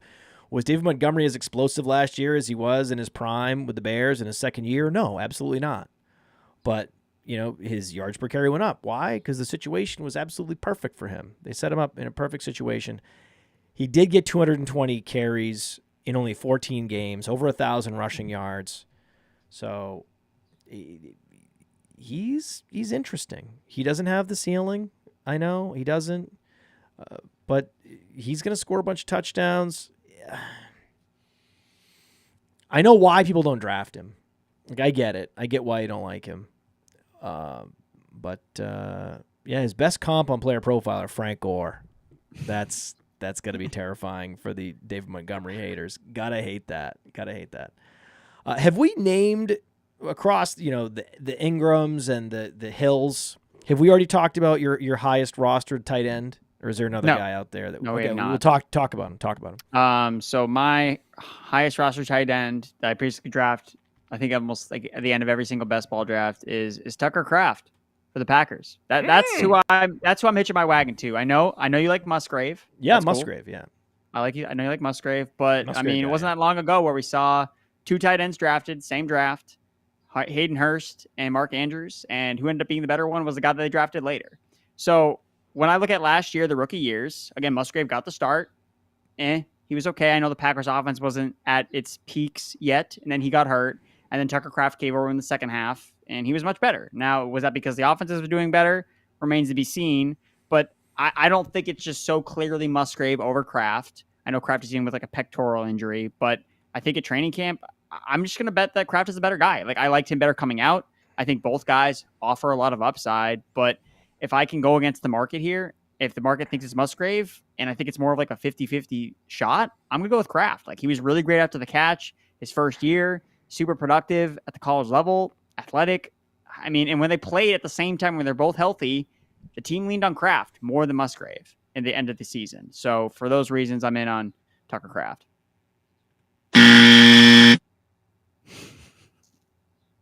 Is there anyone you want to talk about that we haven't talked about yet? I think we've hit it all. I know that you did say that I would be with you with Brandon Ayuk, but I actually do like Brandon Ayuk. I know that that may sound weird to you, but I'm obsessed with the talent. So there's another. Wait. But you wait a second. That can't be. No, you can't do that. What do you mean? You can't say that everyone's value in San Francisco is inflated by circumstance last year, and that they have the Super Bowl hangover, but not Brandon Ayuk. You draft him in the early second round in Underdog. It's fine. If he's the last man standing, then he's going to benefit the most from the targets. Is he the last man standing? I mean, what are you talking about? If you had to bet on who's the least likely to miss games, who would you bet on? Brandon Ayuk. Exactly. Oh my God, you got me! Oh, I've changed my mind. No, I haven't. No, it does. Fair enough. Unsustainable. Hey, those situations where who would you rather draft, Brandon Ayuk or Jahmyr Gibbs? Gibbs. Yeah, see, that's the thing. That's why. That's fair. That's why. I got to get my That's one of the ways I can get my Gibbs shares in. Let me have Ayuk. Oh my God! I got to take Ayuk here. He's slipping. Oh no, I can get Gibbs. Oh, problem solved. Who is a truther guy? A guy that you have in Dynasty that you can't drop? I think it's the same guy I talked about last year. I think it's Khalif Raymond. I just wish he would play more, man. Dan Campbell knows he's a dog. He's a Worcester, Massachusetts local, and man, Khalif Raymond, ESPN. He was like a top 10 open score guy. Super efficient every time he gets the ball. Dude, he's got to compete with Jamison Williams. How can he possibly compete with Jamison Williams and Donovan Peoples-Jones? Right? I think you know what I'm gonna do? I'm gonna truther on Donovan Peoples-Jones. I think Donovan Peoples-Jones is better than Jamison Williams. That'll be my wide receiver hot take. That'll be another thing that suppresses Sam Laporta will be the emergence of Donovan Peoples-Jones. That's what I'm gonna go. I do have if you want a new truther guy, so someone that I didn't talk about last year. No, Andrew. Only give us the microwave takes from last year. We don't want new takes. I mean, last year we don't want anything fresh here. Last year, my bold take was Marvin Mims would have the most receiving yards over the rookies. So that looked good after like week 1. Like that was looking strong. But obviously, hey man, there's not a lot of target competition there, and Cortland Sutton seems to have lost his will to play, and it's wide open. It's wide open there for Marvin Mims this year. So I still like Mims, and the other guy like rookie running back, undrafted to the Philadelphia Eagles, Kendall Milton, running back for the Eagles. Okay, well that's a name to know. We got to write that down. Yeah. So I wasn't the biggest Will Shipley guy. I thought that when you look at his skill set, I think that they got him more as like that pass catching running back. But like how advantageous is that in the Eagles if they're not throwing the ball to the running backs anyway? Whereas look at a guy like Milton, like he's the biggest running back on the team. Like he's bigger than Saquon Barkley. Like he's fit towards a potential red zone role. So it's like whatever they do with the tush push, I don't know what they're doing. I think Kendall Milton could. I think if Saquon Barkley were to go down, I think Kendall Milton could actually make some noise. So there you go. Don't drop him. Don't drop him. Okay, give us a bold prediction. I will get you out of here. Oh, I know you're going to love this one, so I think it's perfect. I'm going to go with rookie wide receiver Brian Thomas Jr. leads all rookie wide receivers in receiving yards. Ugh. Hey, I want to thank you for being part of this broadcast. If you have any thoughts on it, leave a comment. If you enjoyed it, make sure you leave a like. And if you want to see more shows on the Player Profiler channel, subscribe to it. That's how we know you want more.